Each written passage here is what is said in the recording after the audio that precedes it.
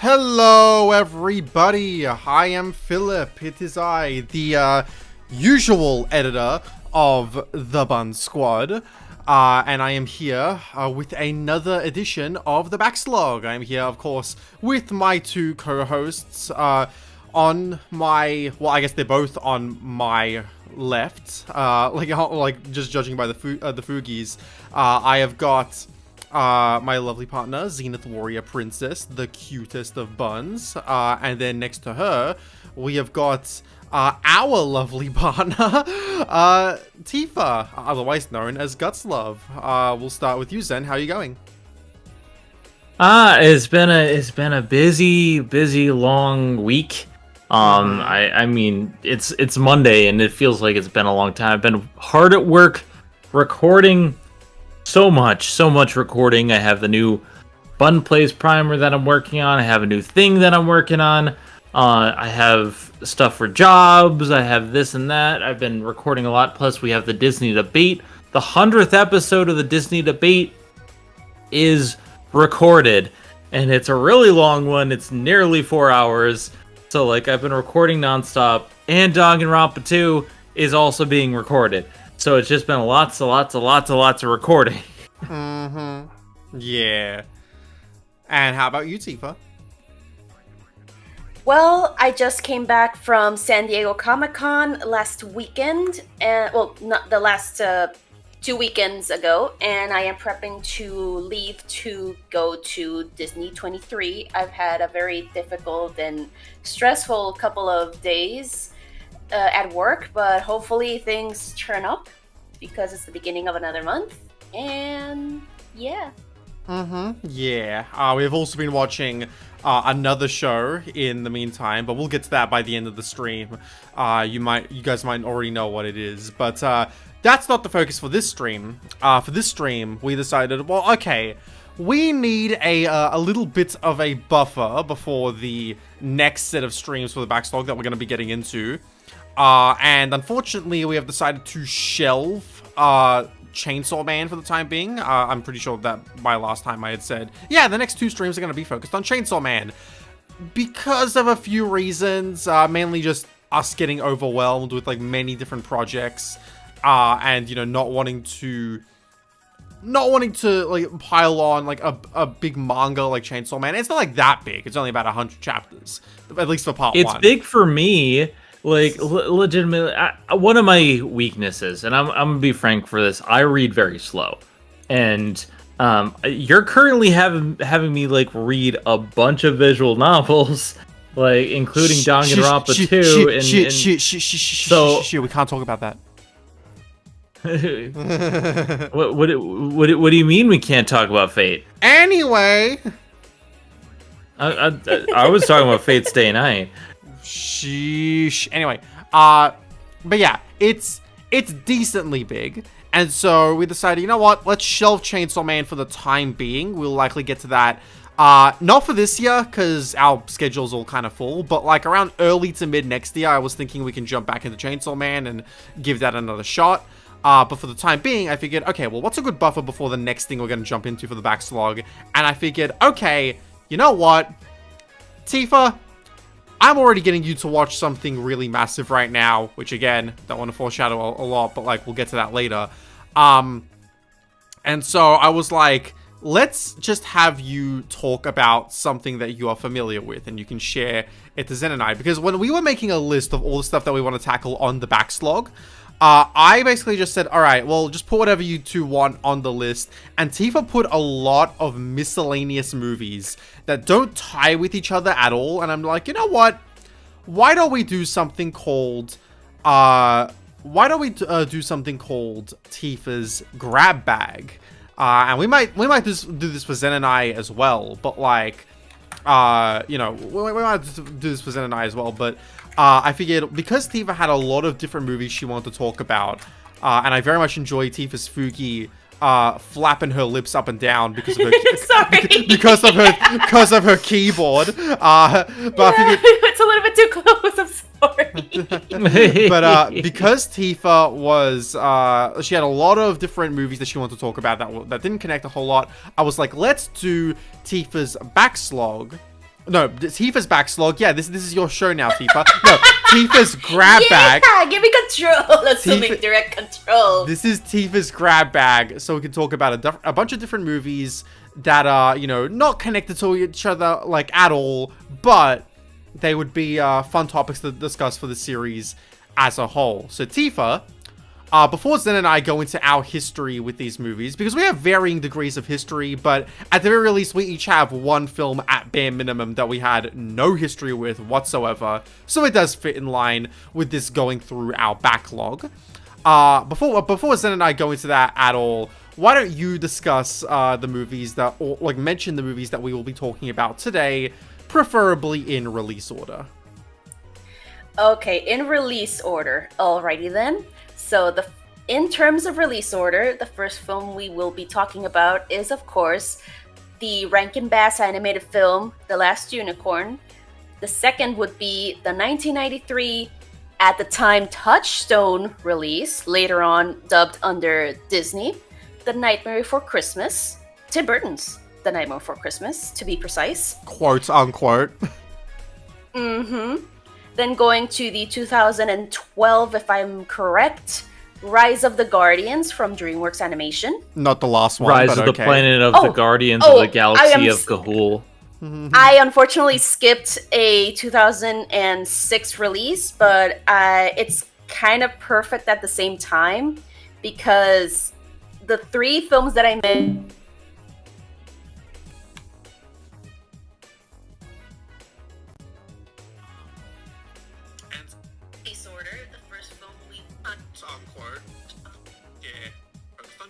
It's been a long time. I've been hard at work recording so much recording. I have the new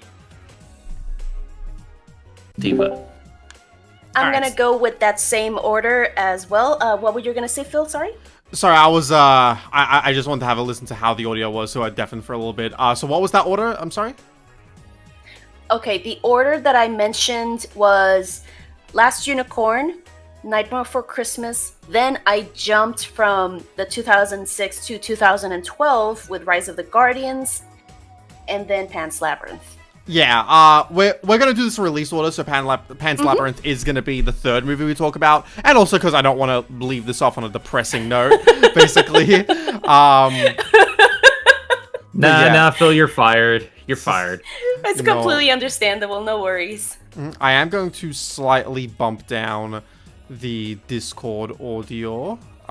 Maybe 0.5 decibels. We'll work on that.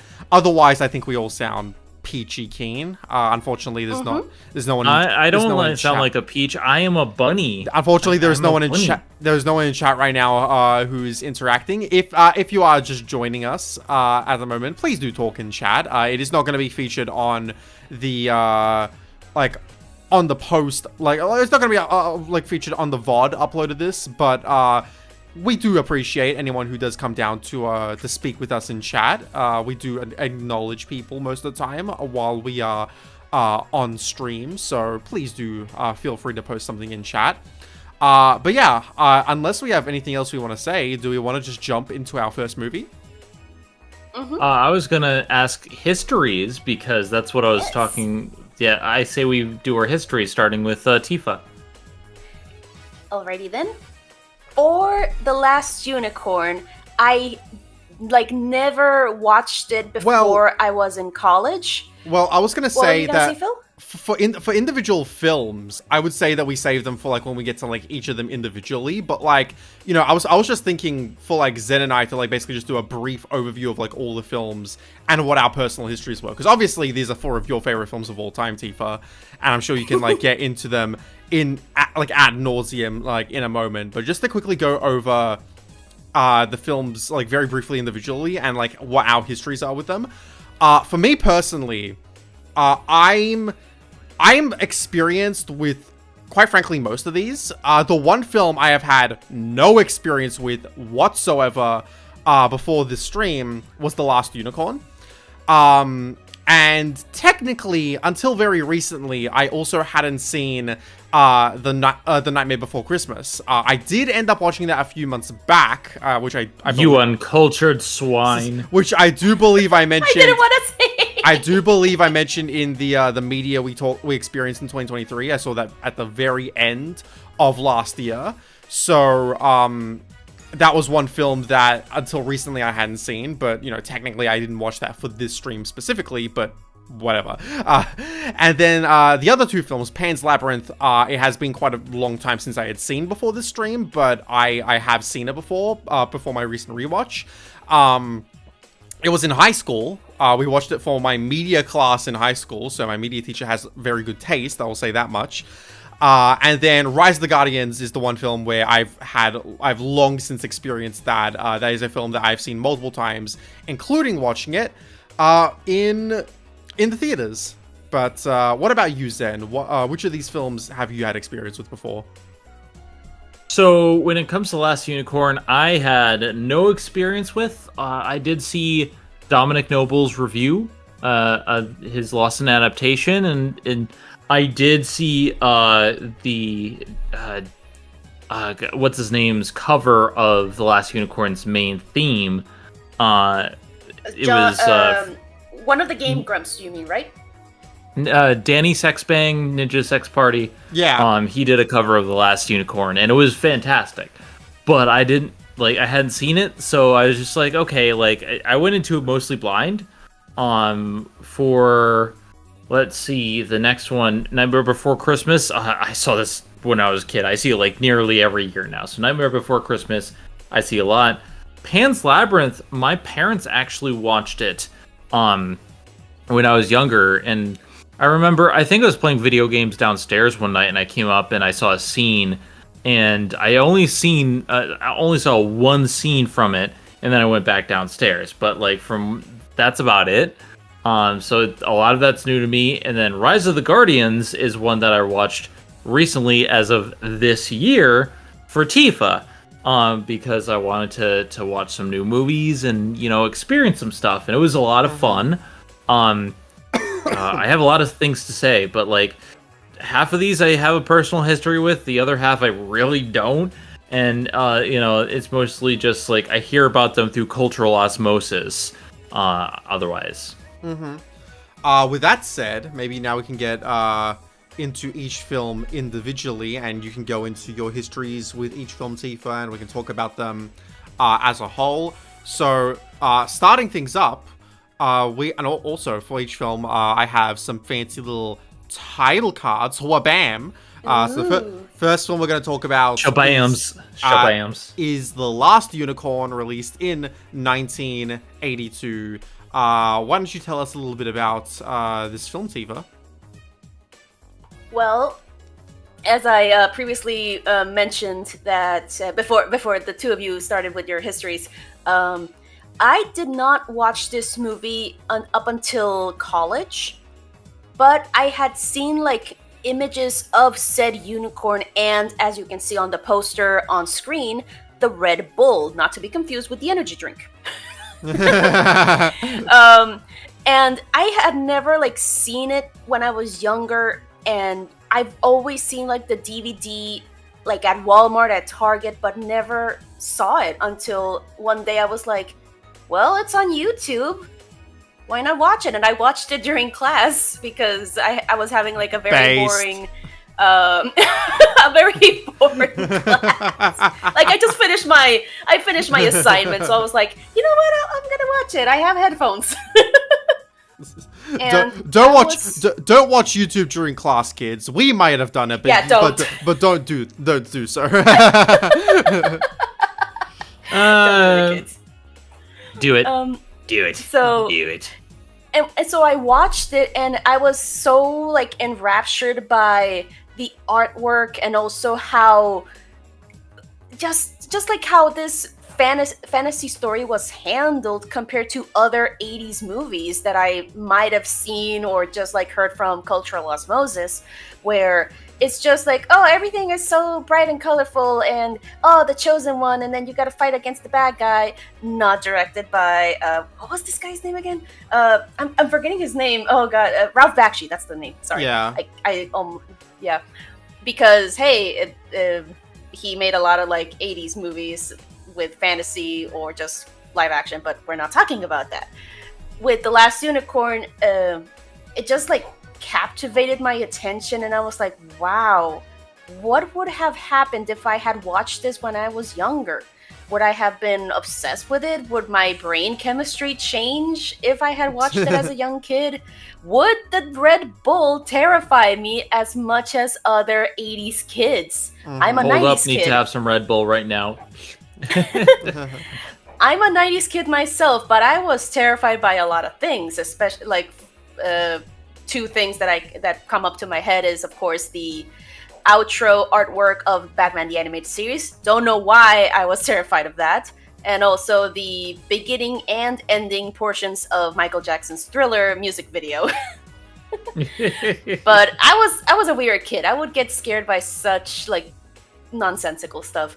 But anyways, The Last Unicorn. Sorry, I was. Go ahead. I was so sorry. No, I was just gonna say I'm messing around with the transitions here. I just learned how to transition individual layers in OBS. Nice. Why did it take me so long? Teach me later. Why did it take me so long to do that? I don't know. Basically, all you do is just right click and go to show transition, and then you have like a couple of different things. So, for example, you can also swipe as a transition. Nice. There we go. Anyway. Anyhoozle. So I was kind of who's obsessed. I was kind of obsessed with it, but not to the degree of other films, because again, this was in my early days of using Twitter, and I wasn't like very keen on it until way later. I used Tumblr more most of the time. R.I.P. Mm-hmm. No, it's still around. Yeah, it's still around. It just kind of sucks now. It's dead to me. It's like a walking ghost, a corpse. It's shambling around. Yeah. No porn. So anyway, a little bit of a plot synopsis for this movie is, of course, just like the title says, there are no more unicorns around, and the last remaining one overhears such news and says, hey, you know what? I can't really be the last. Maybe I should go outside from my domain out into the realm of man to find the other unicorns. Shenanigans occur. The people join her cause, including a Schmendrick, the magician, and Molly Gru, a disheveled, not really old woman. She looks like she's in her 30s, but then again, she looks like she's in days. It's like she looks like she's in her like late 30s, early 40s. Like she's not that old. Yeah. But you know how in the ancient times, if you were at that age, you are considered old. Mm-hmm. You were not expected to live longer. And so and they meet up with this cruel King Haggard, and his son Prince Lear, in order to find where the Red Bull is hiding amongst the castle. Oh, sorry about that. I got a little bit distracted by the construction site outside. I'm so sorry if any of the construction sound comes through the mic. You're good. You're good. And it just like captivated me how it was handled compared to other like fantasy films, because it's like all sunshine and rainbows, kind of like the My Little Pony movie or the Care Bears movie, which yikes, no. Because I did not feel like I was being talked down to, despite being already like a grown adult. Well, technically grown adult, because I was like maybe 22, 23 when I watched this movie. Mm-hmm. And how they dealt with those serious themes while at the same time not, going to the usual Ralph Bakshi route. Like, for example, how there's a lot of talk about life and death and immortality and what it means to be immortal and remembered. Like with the Mommy Fortuna, voiced by the magnificent Angela Lansbury, which I was like, bruh, girly, hi. She mentions how because she has caught not one, but two immortal creatures that are actual, like living flesh and blood mythical creatures, because in the realm of man that the unicorn has gone into, no longer pretty much no longer believes in magical creatures, unless you are one of those select few who still believe with all of their heart. Mommy Fortuna had also caught a harpy, the three-titted harpy, which is not censored. It is not censored. Well, it is Bakshi. This is the first time for Bakshi. No, this is not Bakshi. This is Rankin Bass. Yeah. Speaking of which, Speaking of which, I do not know if I watched the censored or uncensored version. So, do you want to just quickly mention like what the differences are? Okay, so the big difference from what I recall regarding the censored and uncensored versions of this movie, it's very little. Like, literally, it's so small. But for one particular scene, I am so upset that they censored it, because I was one of the lucky few who watched it uncensored. Like I was mentioning with the harpy that Mommy Fortuna caught, she does have the three titties. They're hanging out for the world to see. If I remember correctly, it is one of the versions where they do censor out the camera looming down the three titties. But the other two are so like it I don't know how to explain this. Like, it's so bizarre. Like, they just censored these other two scenes because of language. And it's so bizarre. I'm gonna mention the second one first. Of course, when the unicorn reaches the castle of King Haggard, before that, her team encounters the Red Bull. And in order to protect the unicorn, Schmendrick accidentally turns her into a human. And so they go into the castle with the unicorn, now named Lady Amalthea, in order to like search for the other unicorns, because they heard that King Haggard has them, but also find the Red Bull. And Amalthea, the unicorn, starts having like this quasi-romance with Prince Lear, who Prince Lear is like head over heels for her, like the very moment that she comes in. Well, she is losing her memories from being a unicorn and accepting that she's a human, which is Naguchi. So before this one song appears, because hey, this is a musical, I forgot to mention. This is a musical, it has a lot of songs. There's this moment where Prince Lear wants to serenade Amalthea with poetry after Molly's guidance, because it's like, oh, she is not the kind of woman who is moved by good deeds. Just talk to her like a human person, instead of just like coming at her with a freaking dragon's head, being like, hey, I slain the dragon. And he is trying to repeat the words that he had written down, like, oh, moss, cross, damn. Like, it's the damn that gets erased, and it feels weird. It has like this weird empty void in the censored version, which I'm like, okay, it feels weird. It feels weird without it. You just see him like move, and you see the lips move, but he says nothing. The one scene that it's censored also because of language is a very pivotal scene in the entire movie, in my opinion, and also very pivotal for Molly Gru's character. She is an older woman, late 30s, early 40s, and she has pretty much given up on life. She is very crude. She is very like vocal about what she likes and what she does not like, and is ready to like slit the wizard's throat. But when she finds the unicorn, after the unicorn and Schmendrick escape her husband's like clutches, like Captain Tully and his men, Molly sees the unicorn compared to the other humans throughout the movie. And she starts having like, not necessarily a breakdown, but like just, she had believed in unicorns all her life.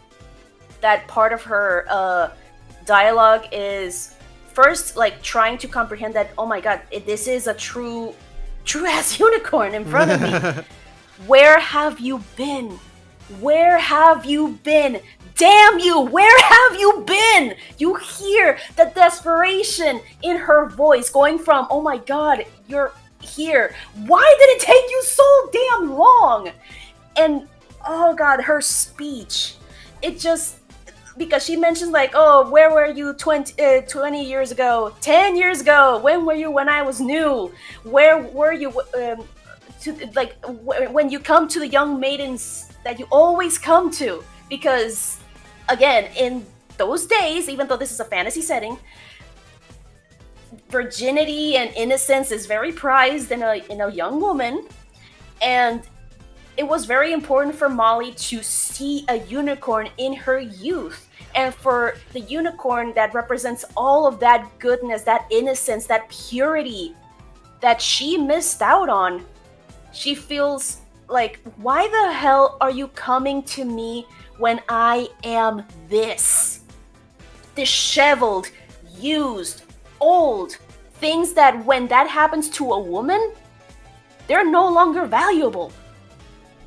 And it's just that freaking speech was so impactful to me when I watched it, that when I was trying to share the movie to be it coworkers, be it friends, I was getting nothing but the censored version, like on Netflix or on other streaming services, or even trying to get the DVD, because it's very rare to find the actual copies that don't have the censorship. And it's, for me, it's so pivotal that it just feels so weird that the censored version has, like, it rushes the music a little bit, and even like the animation where she like switches her head, she just gasps again, like and it's like it feels so weird. It feels so weird. I'm like, no. I don't think I watched the censored version, but I could be wrong. Altogether, I don't think I would have noticed like that big of a difference at the end of the day. But now that we get into the, Tifa, you good? Sorry, give me a quick second, guys. I'm so sorry. Oh, good. While Tifa is AFK, Zen, would you like to get into your thoughts of the movie? Yeah, I don't think I saw the censored version. I mean, I purchased it as a rental on Amazon Prime. I think it... I remember those parts being in the film, so I think we're good there. I want to really love The Last Unicorn, because there's a lot of things that I really do love about it. The animation from Rankin Bass is fantastic. It's breathtaking. The way they showcase the world is ethereal. It's not perfect flowing animation, but for the time period, they do a lot with it to make it stand out. The opening song, The Last Unicorn, is breathtaking. It's stunning. It gave me chills. And from the start, I was invested in this world and this story about this unicorn. And so there's so much I do like. And I like, Man's Road. I like a lot of the songs. And I like the big story beats, like you said, about how... they see the unicorn is like, how dare you come in front of me now that I'm this? The dialogue, the writing is really good. It's just, I have a problem where I liked most of the film, but there are some things that really kind of nagged at me. A lot of it goes from plot point to plot point very quickly. When they get into the Mommy Fortuna camp, that made sense. And I liked the idea that, like, you know what, Harpy, you're gonna destroy me one day, I know, but you're always going to remember that I captured you. And I liked, like, stuff like that. I thought it was really cool. And the stuff about Smendrick, how he's not necessarily a failed wizard, he's just has so much magical power that he can't control it, which is not something they actually bring up in the film, but it's something that they cut out from the book. But at the end of the day, his struggles to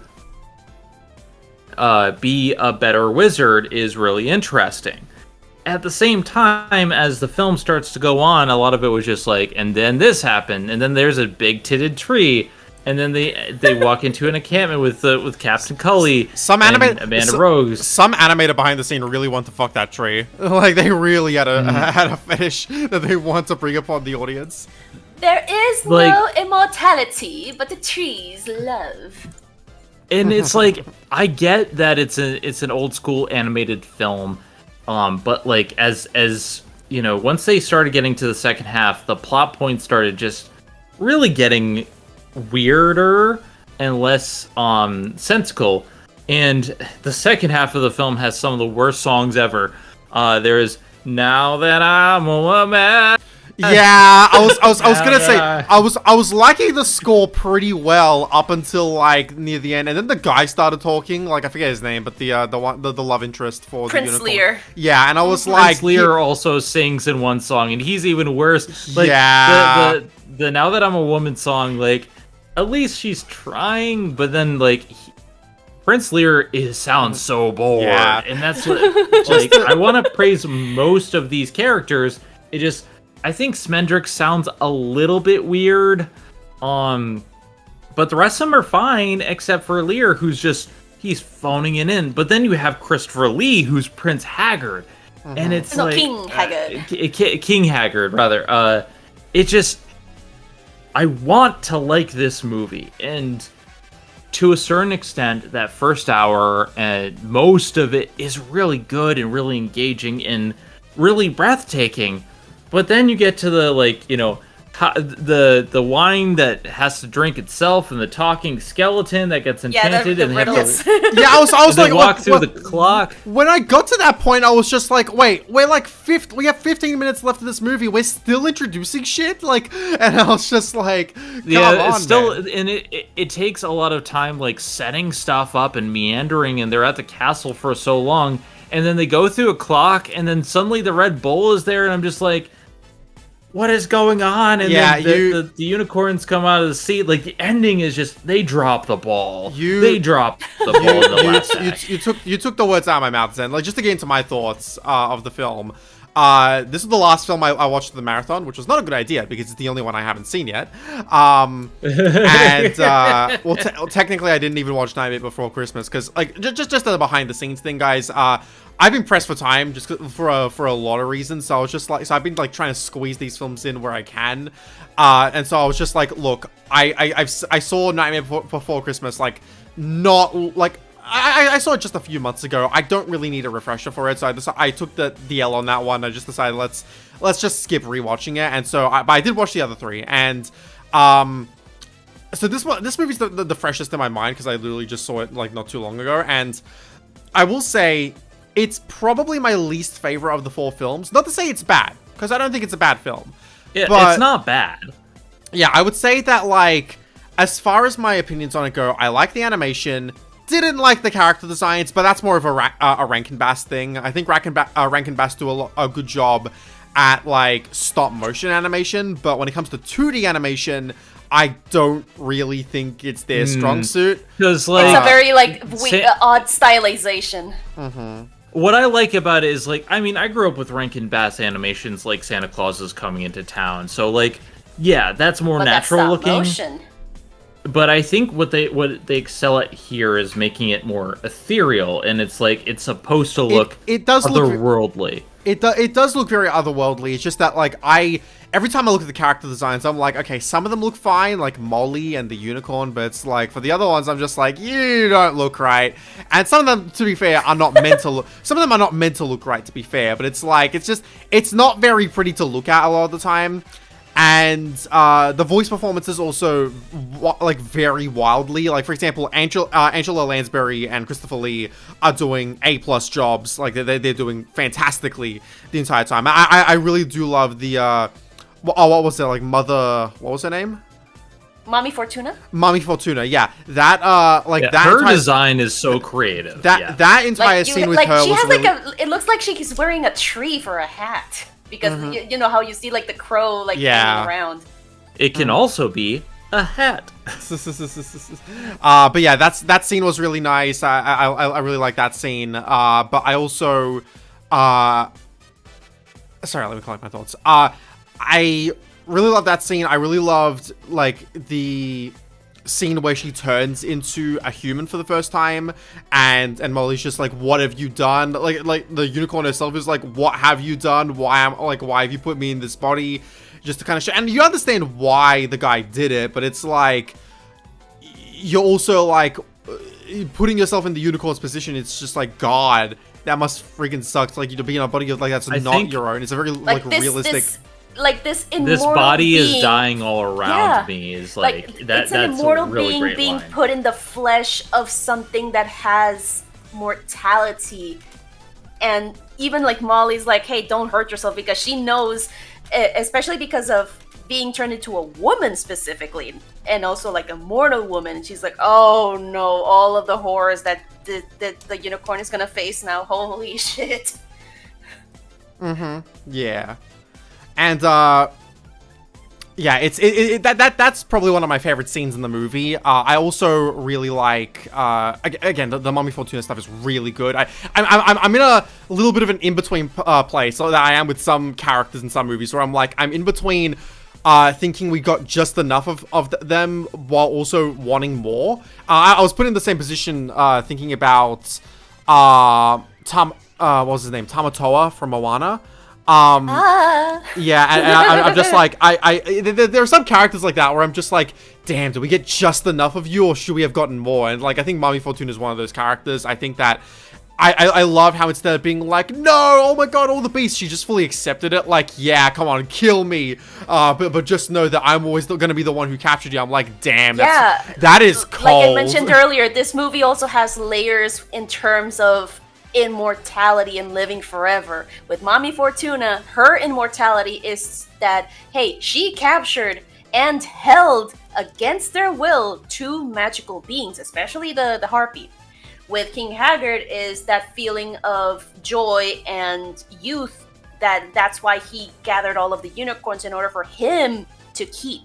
Like many billionaires out there, hoarding everything for themselves. But I really, I think my big problem with the movie is just like exactly as Zen said. It's just we keep moving from plot point to plot point, character to character, and it just gets to the point where you're just thinking to yourself, so we're gonna like delve a little bit more into these characters instead of just like, you know, jumping around with them. Because and I think what's his name, the magician, the fraud magician guy, Schmendrick. Yeah, I think Schmendrick gets maybe the most out of any of the characters in the film, because I really did feel that he had like a general arc from like that, like a start, middle, and end.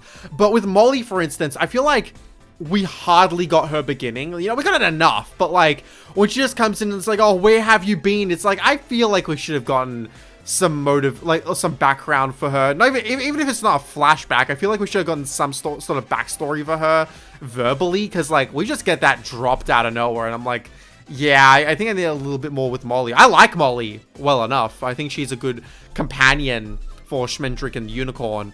But like, I just feel like we should have gotten a little bit more with her. And then like, I think the king, although he's played brilliantly by Christopher Lee, I feel like he is some real one-dimensional, and so like we just need, like they were just pawns to further the unicorns like character. And I think it all comes together like fine enough. I think it's an okay movie.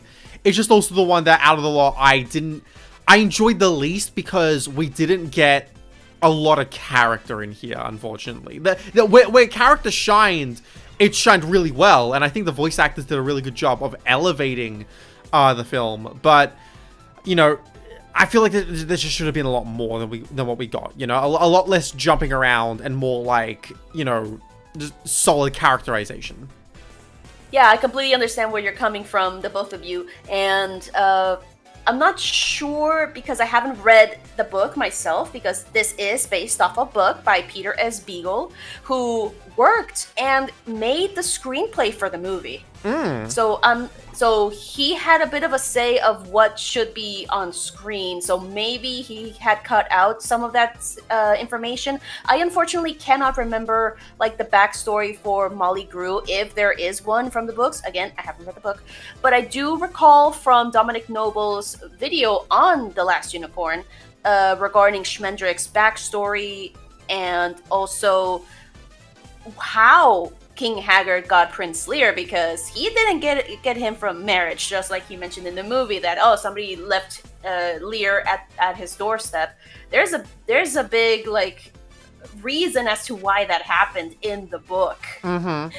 But I'm not gonna say anything just in case if anybody who is either like amongst us, amongst you, my co-hosts, and also anybody who decides to hear this podcast and is interested in reading the book. So I'm gonna stay quiet. Mm-hmm. Yeah. This is honestly kind of like the film I have the least to talk about, if I'm being real. Is there anything else that either of you want to say before we move on to Nightmare Before Christmas? Yeah, like, I can see why people love this film. This is Eliza's favorite film. Mm-hmm. And a lot of people really gel to it. And it's like, it's very well written. It's very well performed. It has some great music. It does produce, like, its animation and its feelings, its emotions are really well done. I couldn't get behind it by the end, especially now that I'm a woman. Now that I'm a woman. Fun fact about that song, but first you. Go ahead. That legit hurt me when I first heard it. I'm like, oh my god. Ow.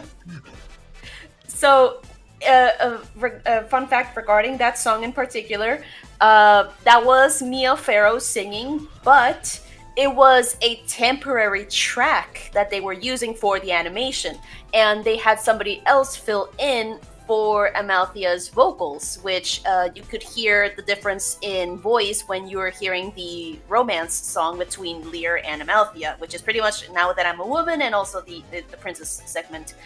But they forgot to replace the audio track for Now That I'm a Woman, so that's why we got the Mia Farrow version. So if you try to look for the song on YouTube or wherever you hear like your film soundtracks, you're gonna hear the alternate version that was supposed to be on the final print. Mm-hmm. Which is more that's like unfortunate. yeah, it's more performed and everything. Like it has its performance, but in this one, even though I do understand the cringe factor from Now That I'm a Woman, I understand the cringe, but it kind of has that little bit of vulnerability to the performance, in my opinion, compared to the professional version. Mm-hmm. But it depends on everybody. Yeah. With that said, do you guys want to move over into some Disney territory? Disney? I ain't never talk about no Disney. All right. Well, Tifa, why don't you tell us a little bit about The Nightmare Before Christmas? Oh boy. Oh boy. Well, of course, this movie was originally distributed by Touchstone Pictures, which is a subsidiary of Walt Disney Pictures. Tim Burton made his little poem of the same title so that because he had an idea. You know how many stores change their decorations from Halloween to Christmas? That was actually one of the origins of the idea behind this movie. And when Tim Burton was pitching the idea to Disney, they were like, okay, but it sounds too scary to put under the Disney brand, so we're gonna put it under Touchstone, the grown-up side of things, quote unquote. But I mean, come on, Disney has a lot of subsidiaries. 20th Century Fox. But unfortunately, Tim Burton was too busy directing one of the Batman films. I think it was Batman Returns. And so he gave the reins to to upcoming director Henry Selick. So a lot of people confuse like, oh, wasn't Tim Burton the director of this movie? No, I learned that from my early days of being obsessed with this movie when I was 10 years old. That Henry Selick is a director. Tim Burton, he did create it. He helped a little bit with the script. It's based off of his poem and characters, but he did not direct. He did not direct this movie. Yeah, that pissed me off so much when I was younger. I was like, no, you can see it in the freaking credits. Ah! But it's on the box. It says Tim Burton's. Yeah. And so this movie came out when I was literally 1 year old. I am a 92 baby. And this movie came out in 93. Mm-hmm. I had the VHS with me when I was younger, but fun fact, I had the VHS with me and I was a bit terrified of it. I do not recall watching it beforehand, and I decided to scribble over the VHS with red crayon as if trying to teach it a lesson. Childhood. How dare you? That very much sounds like what a child Tifa would do. Mm-hmm. And it wasn't until 2002. I was gonna say 2002, 2020. Oh god. It wasn't up until 2002 when I had a dream one late October with the titular Jack Skellington, the Pumpkin King, and the rest is history. I was obsessed with it. I was moving at the time, and I was rummaging through the various like moving boxes that we had all of our VHS tapes in, trying to look for this movie because I had that vague memory that, hey, I have this movie. I recognize the character. I found the VHS. And I started watching it and the obsession began. It was thanks to this movie that I started drawing, that I started looking for like behind the scenes stuff in movies, specifically animated movies, because for those who still remember from the old days of cable TV, on the Disney Channel, there were moments where they would show you the behind the scenes of certain movies. One that I remember really, really well is the avalanche scene from Mulan. How they combined like 2D animation with computer graphics, similar to the cap system. I think they used caps, but I could be completely wrong. But I remember that so well, and I was going through everything from, okay, who was the music composer? Who are the voice actors of this movie? Who did the screenplay? Everything, every nook and cranny over this movie, because it was that big of an obsession. Just like with Jack Skellington with his obsession with Christmas. Yeah. And what about? Yeah. Finish your thought. Sorry. Just a little bit more trivia from my end. When I was getting my obsession over this movie, I was unfortunately. My family was unfortunately going through a kind of messy divorce, and this movie was also my comfort film. It was my coping mechanism, because at the time, itty bitty Tifa did not understand what was going on thanks to my ADD. So this was my way of coping without realizing it was a coping mechanism. And also, for the people who do not know, but I'm not sure even, I'm not even sure if I told the two of you, but I have told Casey a long time ago that I had this belief that Jack Skellington was my father. Because my actual father is a douchebag. Yeah. And so I started drawing Jack Skellington, comforting me in so many of my drawings that even my mom was a little bit concerned, but she was helping me getting through with therapy without me realizing it was therapy. So in other words, So guys, for a long time, I considered Jack Skellington my father for a long time. So right now, he is a comfort character. Yeah. So in other words, guys, Jack Skellington was the what's the quote I'm trying to pull? He's the father that not the father that Tifa deserved, but the one she needed. Yes.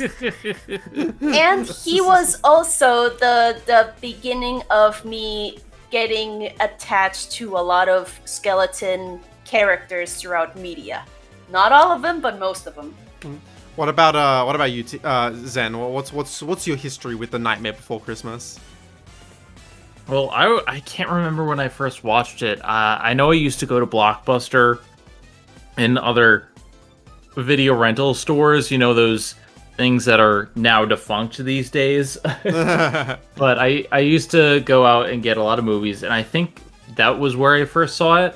I can't remember. I do know I watched a lot of Batman movies when I was young, so that might have been the catalyst. I just can't remember. I remember seeing it when I was younger, and it just captivated me. It's a very interesting, wonderful film. It's one of those films that just gets your attention. These days, I don't think it's the greatest film ever made, I used to think. But it set a lot of an aesthetic for me. I was a goth kid. Yeah. I was the goth scene God, kid Zen when was I a was goth younger. girly. I used to wear a lot of that fashion sense. I listened to My Chemical Romance. I listened, a lot of those types of bands that were inspired by The Nightmare Before Christmas. It was really big for me. What I will say, Nightmare Before Christmas, fantastic animation. I cannot be understated. Supreme animation, fantastic music, overall great plot, great ideas.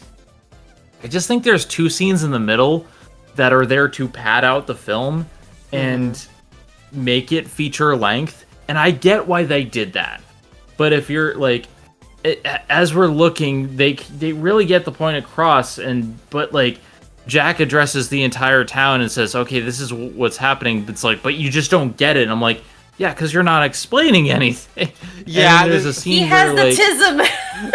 There's That's why I associate myself with Jack Skellington so much, because it's I understand what he's trying to say, but the others don't, because he doesn't really explain well. Yeah, which has happened to me so many times. There's a part of me that's this definitely feels like a movie that that could have just been a little beefed up Rankin Bass Christmas stop motion special, but at the end of the day ends up just coming out as a full-length film.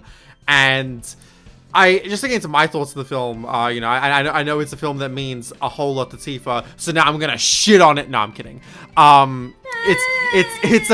It is a good movie. It is very much a good movie. I will say though, like Zen was saying how, it's a film that nowadays she recognizes isn't a masterpiece that she thought it was when she was a child. I will say it is a film that I wish I had seen as a child, because I probably would have loved it a whole lot more than I do now, because I like the film now. I think it's a good film, but I feel like a lot of the spectacular things that the film does probably would have seemed a whole lot more special to me as a kid and stuck with me for a lot longer, because I just feel like I've seen a lot of what this film does done better in other films. And that's not to say that's a negative, a strong negative against the film.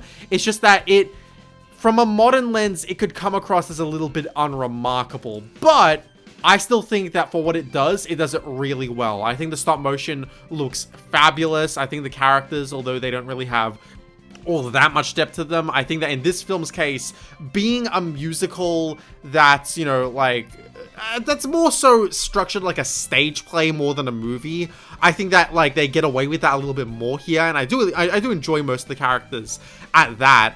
And, God, I just think that, the lesson it tells of, I made this thing I tried just wasn't like, it didn't end up being for me, and I wasn't good at it. But hey, I still gave it a shot, and that's what matters. I think that is a fantastic lesson.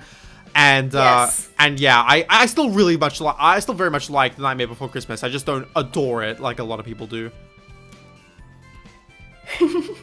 Yes, you pretty much nailed it on the head because, of course, just like with myself and Jack, he goes through this obsession because he has grown tired of his holiday about like, oh, the screams and the shouts and from terror of Halloween.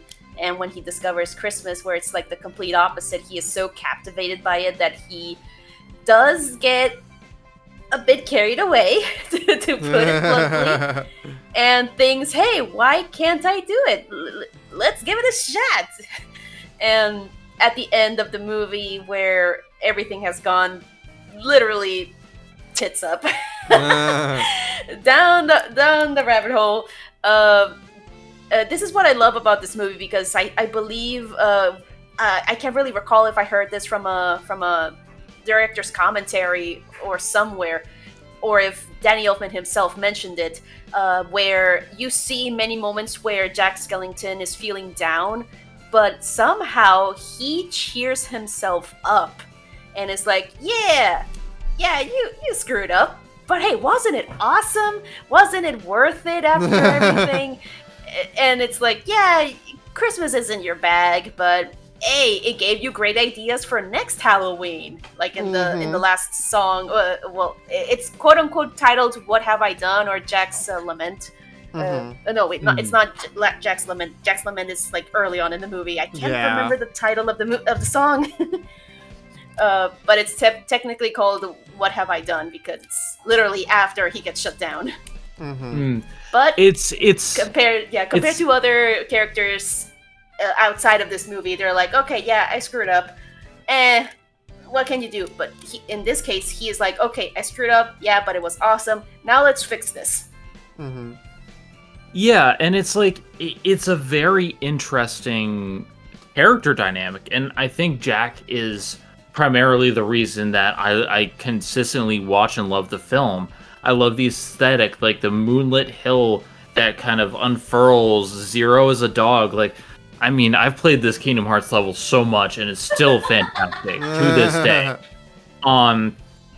Nowadays I notice more and more problematic aspects, like the stuff going on with Dr. Finkelstein and Sally, like how he keeps her locked up, and like that. Oh yeah, at the end of the day, also known as Dr. Finkelstein in the movie, but for some reason in the video games they call him Finkelstein, and I'm like, no, it's Finkelstein. But it's Berenstain. It's pronounced Berenstain. That's an AVGN episode we have to watch, Zen. I find that like relationship with his creation a little bit odd. It's resolved better, but like I think it's trying to thematically tie into what Jack's going through. Like, he's trying to force her to be something she isn't. But, like, I don't like Sally's song.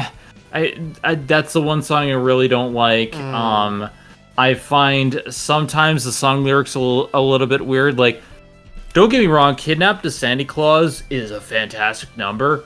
But also, when I'm thinking about it, like, as a kid, I was all in it. But I'm just thinking about it now, and I'm just like, none of these things are kidnapping, or like ways to kidnap him. It's like, let's boil him in a pot. Like, he asked for him alive. Like, there's just some things that don't add up about the film. And they just like to think about death. And then they there's like the to torture.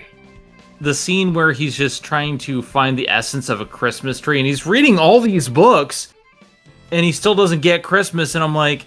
And so he starts, like, using lab equipment to dissect a bulb of light, and I'm just like, Jack. It's so good. I love it. He's trying to find, like, an explanation, like a scientific explanation towards, like, why is Christmas so good? They have the Christmas Carol. You read the Christmas Carol. Like, just come on. The meaning of Christmas is right there. Yeah, but like, so it's like to defend the film a little bit, I will say, like, I think the reason why Jack just doesn't understand Christmas is because like, that's not what his being is. Like, he is a being of terror. He is a being of chaos, in the Halloween sense. And so because his essence is Halloween, you can't expect them to understand Christmas, you know? Like, I think that's what the film's going for. Yeah, I do get that, shown, especially with the toys and the way exactly. they, like, I was about to say that. that. It's thanks to how they do Christmas, Halloween style. He thinks, yes, all of this is gonna be great because you have the snake, you have the Jack in the Box toys, you got the horrific teddy bear and duck, which Hey, I would Jack like that duck. Yeah, they actually sell that duck as a bag, like a shop, not shopping bag, like a typical, like, oh, you put your wallet here kind of bag. Yeah. I just love that because, as Phil mentioned, he is a being of Halloween, and him trying to interpret Christmas is going to be very difficult, and he just tries to understand it in his own way, and it's not the correct one. Yeah. Aqualan in the chat. First of all, welcome, Aqualan, and thank you for being in the chat. He says, or they say, lol, that was the kids being like, how much can we hurt him while also kidnapping him? Yeah. Yes, because remember, they are under the employment of Oogie Boogie. It's Kidnap the Santa Claus is kind of funny to me because, like, they talk about all these things like we're chopping him into bits, and I'm like, okay, you're trick-or-treaters, it is like mischief night, okay.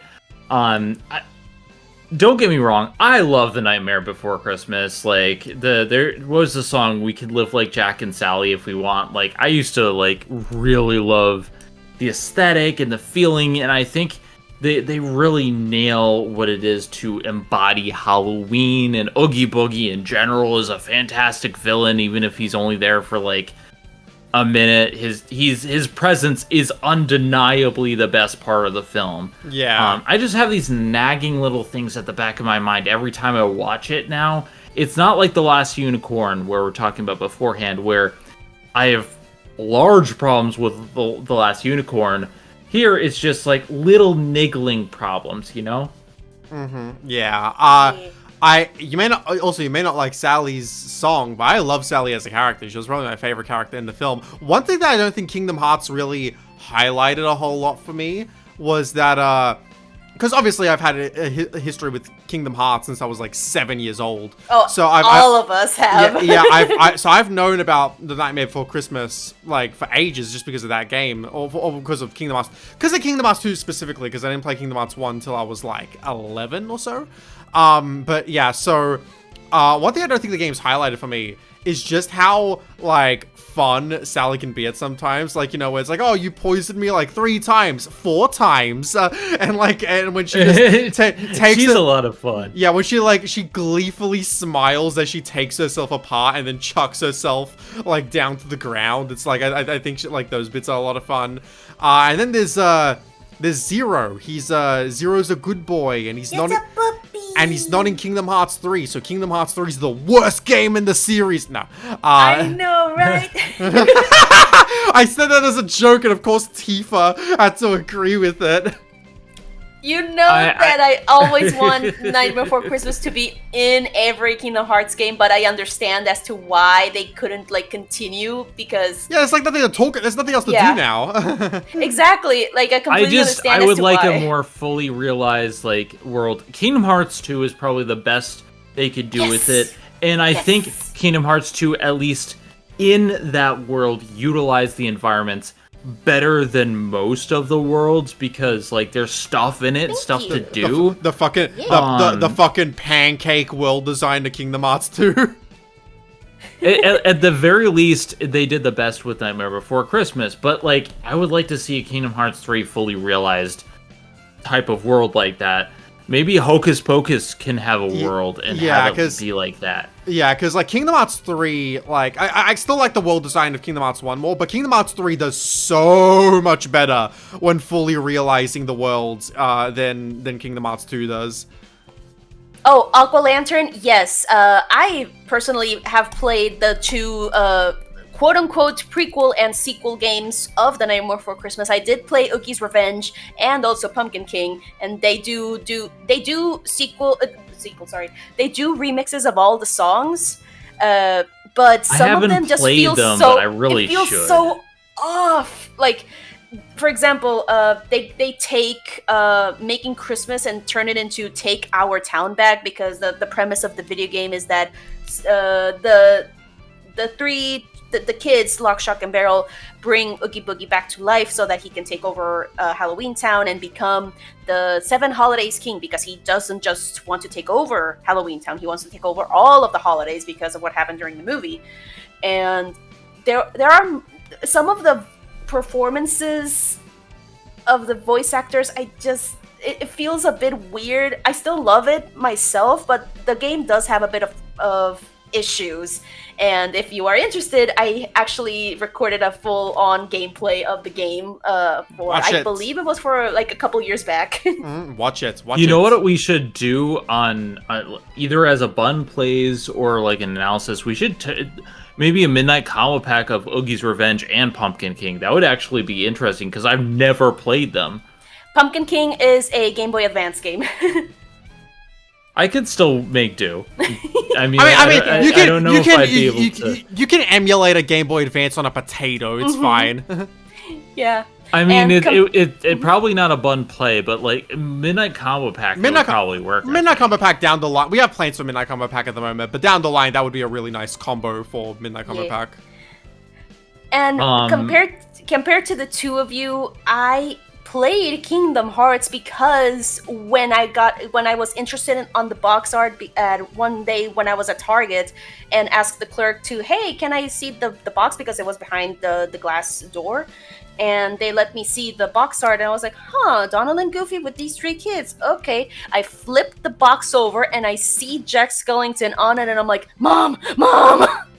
And it was the reason as to why I got my PlayStation 2. It was the sole reason I got myself a PlayStation 2. Fun fact, Kingdom. So the reason why I got Kingdom Hearts 2 in the first place was because we were at EB Games, which is like the main place where we get video games here. EB Games. Well, no, EB Games is still here in Australia. I haven't seen one in the States. Sorry. Gotcha.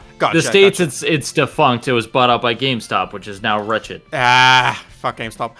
But like, so we still have EB Games here in Australia.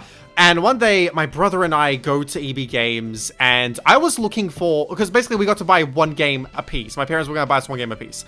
And I was looking for a replacement Yu-Gi-Oh game, because my the Yu-Gi-Oh game I had at the time, which was the Capsule Monsters Coliseum, that game had unfortunately stopped working. The disc was scratched to hell. It wasn't working anymore. So my mom was like, all right, if you can find a Yu-Gi-Oh game, go find a Yu-Gi-Oh game. And what I found was Duelist of the Rose. So while I was looking for Capsule Monsters Coliseum to repurchase it, I was like, you know what, let's get Duelist of the Rose instead. But another game I had seen was Jak 2. And so I was like, oh my god, because like one of the first PS2 games I ever got was Jak and Daxter. So I was like, Mom, give me Jak 2, give me Jak 2. And she's like, you already got your game. And I was like, okay. Marco, who's my brother, I'm like, give me Jak 2, give me Jak 2. And what he got instead was Kingdom Hearts 2. Because he was a 4-year-old who saw Disney on the box art, and he was like, "I'm gonna get the game with a Mickey Mouse on it." And I was like, "You betrayed me, Marco. You betrayed me." And granted, they're both good, but yeah, history was made. And so we brought it home. And we saw the opening cinematic, which was like, what the hell? Like, it was all what the hell, because it's like, who are these anime kids? What is all this that's happening? Oh, we're really invested in it, though. And then, a week later, having seen us play the game, my mom was like, this seems really weird. This isn't really Disney. Because at that point, we hadn't gone past the Roxas tutorial.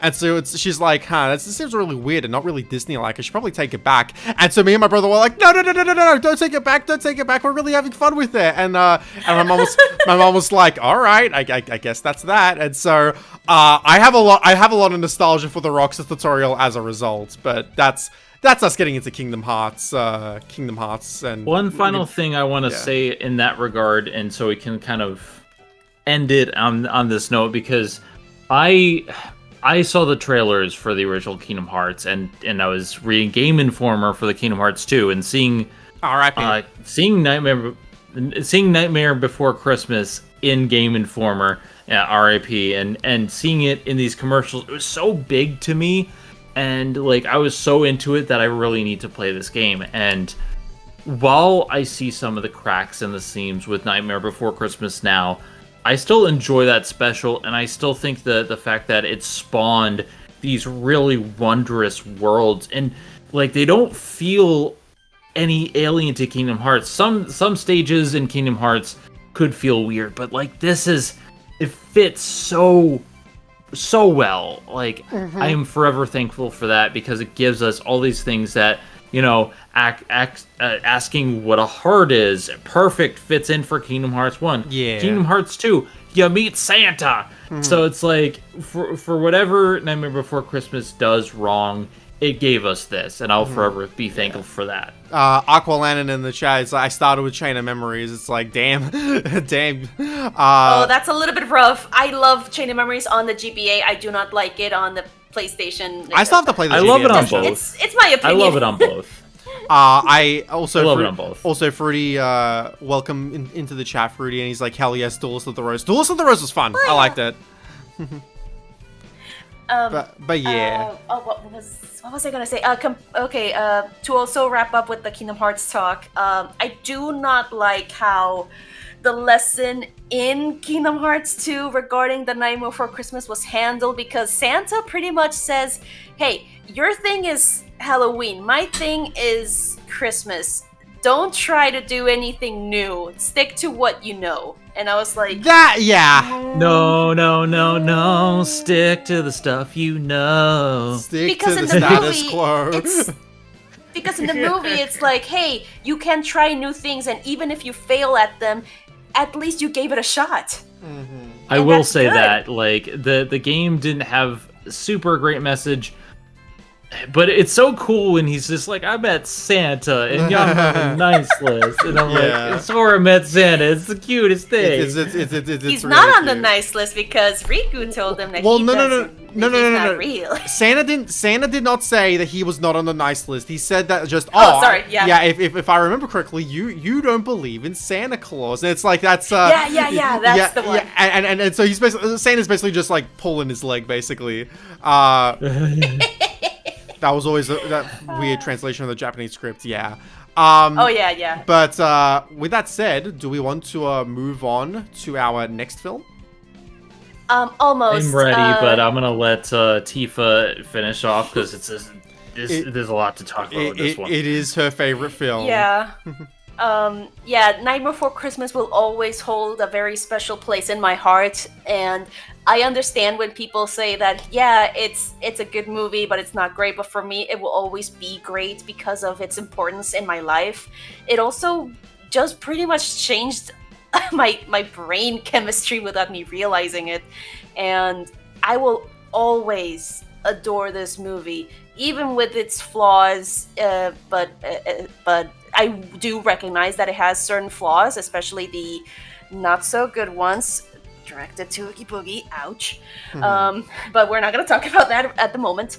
I had planned originally to make a 30th anniversary video last year, but unfortunately, because of drama on my end, it did affect me a bit mentally, and it did deplete my energy, so I did not work on said video. 35th anniversary. I could hopefully make it for the 31st anniversary. Yeah. Because there's no way I'm going to wait until the 35th. But first you gotta edit Danganronpa 2 for us, right, Tifa?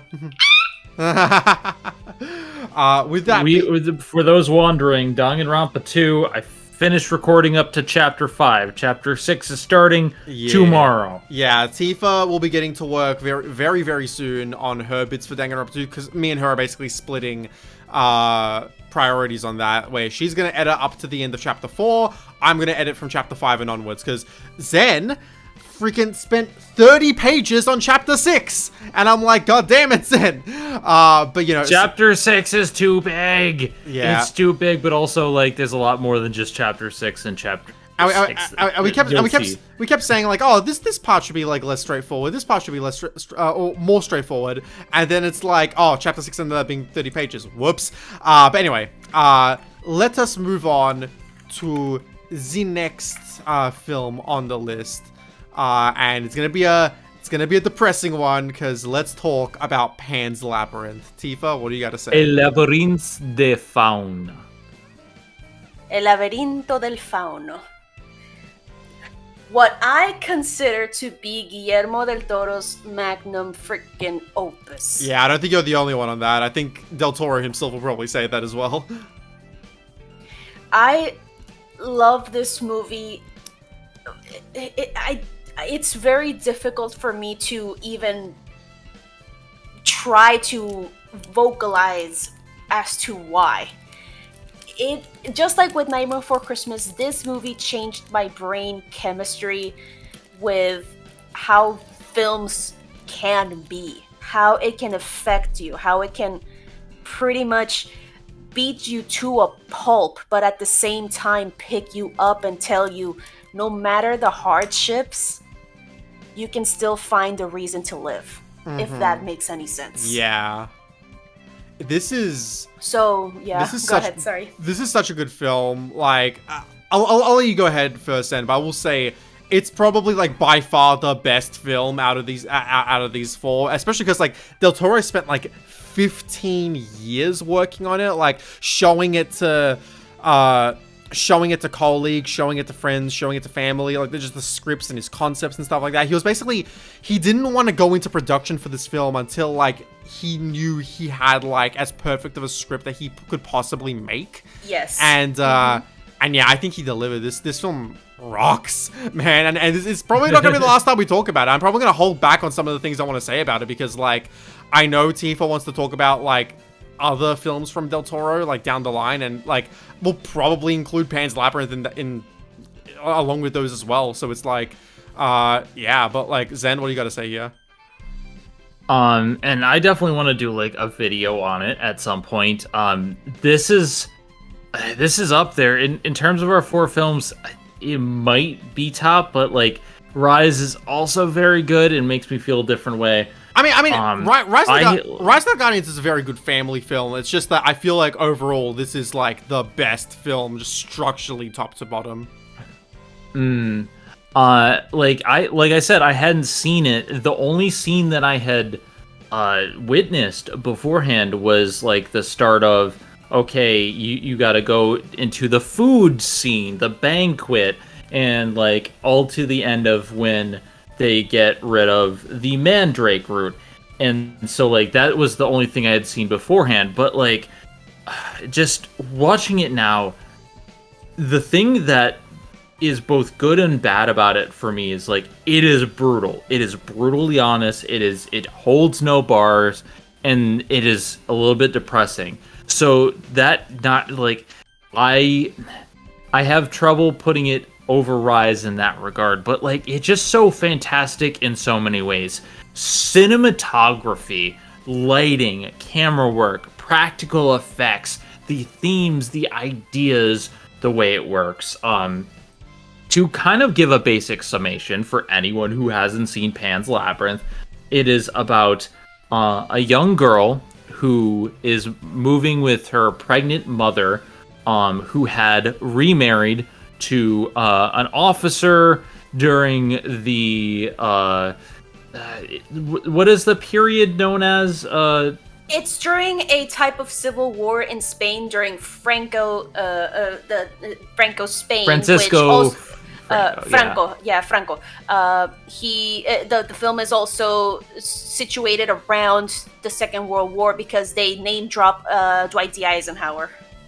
Yeah, so it's like if they're not exactly Nazis, but they operate in the same way.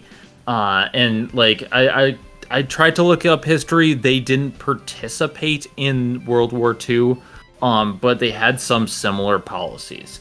So the mother who is pregnant has remarried this general in this completely fascist army. And Capitan Vidal. El Capitan Vidal, and he's brutal. Like he sees people like going out and searching for rabbits, hunting for rabbits. Yeah, for rabbits, and he just kills them because they're not. They're so insistent about it, and they keep interrupting him. And it's not even that they were. It's not even that they like he doesn't believe them. It's that they freaking like were so like they were interrupting him. They were like insistent about about all of it. Like he basically saw what they were saying as an insult to him, and so he just kills them for insulting him, just period, like that. And he checks their bags properly. And it's like, yeah, that was kind of a waste of a kill. And it's like, yeah, but he's like, also like, yeah. next time check their bags properly. And like he first kills the son of the two, because it's an old man and his son hunting rabbits because they want to feed their family. And with the young man, he just smashes his face over and over with a freaking bottle. And it's like, it doesn't move. Like, the camera does not move away. It's like, no, you're gonna watch this. You're gonna see that this is fucking real. It is a brutal film in that regard. And so, like, you're brought in, you see how awful a person he is. And the mother is just like, you just gotta, you know, get used to this new life because this is how we are now. The mother's sick, and the daughter just uses it as a way to escape. She's always reading her books, and it keeps intercutting with the a fantasy world landscape. Start to like bleed into the real world, because that's her coping mechanism in some ways. Like the beginning of the movie, before they reach the like where they're gonna live, like this little, I don't want to call it a settlement, but it's like this old building with a mill where the Labyrinth is located. Throughout the movie, you see like those moments where the fantastical world is bleeding into the reality, and this is the first moment where it starts, where they stop, and Ophelia, the little girl, she sees like this statue with a missing eye, and she finds the piece of fallen of the statue and puts it back in its place, and you start hearing the little noise of this stick bug looking creature that has wings, and she interprets it as a fairy. That's when things start. Yeah, one of the fae. And a large portion of the movie is juxtaposing the brutal reality of what is going on. Her mother, like, struggling with this pregnancy, bleeding, dying. Like, there's a whole bunch of stuff in that regard. With the fantasy world, where she is supposed to be a princess of the fantasy realm that has been bound into mortal flesh.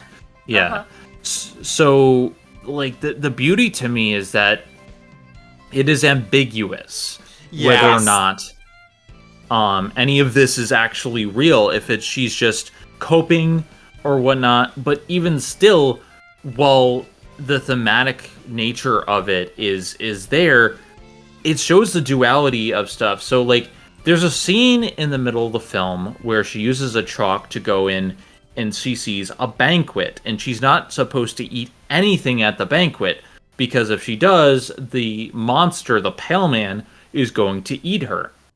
And it's all about how rich people hoard their wealth, and it's juxtaposed from an earlier scene in the film where she doesn't go to the banquet because she isn't allowed any food because she's dirty, and everyone at the banquet is gorging themselves, and even the priest is just like, well, you know, the people are going to be forgiven their sins and death, so you can kill them.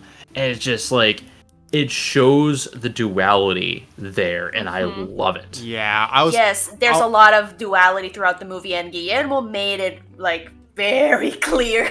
Yeah, I was gonna ask, because again, there's a lot of points that we'll probably save for a later time, but for this stream in particular, I want to ask you two, and I already know Zen's answer. I want to hear your answer as well, Tifa, though. Which way do you guys swing? Do you say that Ophelia is, like, imagining this all? Do you think it's all real, or are you somewhere in between? I am in the in-between, because I have, like, it's this hope in me that there might be something good out there despite all of the cruelty. It's one of the reasons as to why I love this movie so much, because it's like, even amongst the cruelty, there's that little sliver of hope. Yeah, I'm mostly in the position where I think that she's imagining the place. However, I do lean a little bit into, like, the, you know, the in-between side, the take that you've just given, where I do think that because basically what I see, and like big massive spoiler alerts if in case you haven't seen Pan's Labyrinth, although if you haven't, then like yeah, this is probably not the best place to be at the moment. Maybe just mute for the clock out if you don't want okay, maybe just mute for like the next 15 minutes or so, and then because I want you guys to be here for the rest of the stream, of course. We'll probably have timestamps after it's all over, but massive spoiler alerts. The film begins with you see Ophelia lying on the ground, blood coming out of her nose, and you go into her eye as you see like a bunch of like the mystical fairy tale aspects that we're going to be seeing. Hi Eliza, how are you going? Sorry, Eliza's in the chat now. And the film ends right back where we began, with Ophelia dying. And I feel like in her final moments, her seeing that like, oh, she properly becomes Princess Moana and she goes over to like, you know, take her seat on the throne like amongst royalty. I think that that's basically her finishing the story in her head to be like, hey, you know, I'm going to a better place now. Because obviously, like, what she says in her mind, what is told to her is like, you know, only in death can you properly like cross over to the other side. And I feel like she basically made that up to like cope with her having died here basically. And so she's probably going over to the other side, but her basically being like, okay, I'm going to a better place now. And I do think she is going to a better place. It's just not like, I just don't think that her imaginary world of, okay, this is, you know, she's this princess and like that's a part of royalty. Like, I don't think that it's like legit. I just think that, you know, this is her hope for going on to like a better place than what she's been saddled with in her mortal life. And I do think that she will be, even if it's not what we have been presented in the film. And, you know, I think that there is some nice hope to glean from that, while also being like, you know, a big tragedy that, you know, she basically had to create this world in her mind to escape from the real shittiness that is going on in her life. But that's just me. That's why I think. Zen, what about you? I mean, that's a valid reading. And I do understand Tifa's reading of like, you know, certain things are fantasy, certain things aren't. I think it's all real. And it's not just how the film's presented, it's just that we see near the end that all of her actions, all the stuff that she has done, have a tangible effect on the real world. And they say in the beginning and end of the film that she is a reincarnation of a Fae princess that was bound in mortal flesh. And by doing these 3 acts, she is allowed to prove that she's worthy, like helping nature continue to grow, making sure that you know, trying to resist taking from greed, and sparing the life of her brother. And sparing the life of an innocent. Yeah, and so when she ends up dying, and it's not of her choice, like she's shot.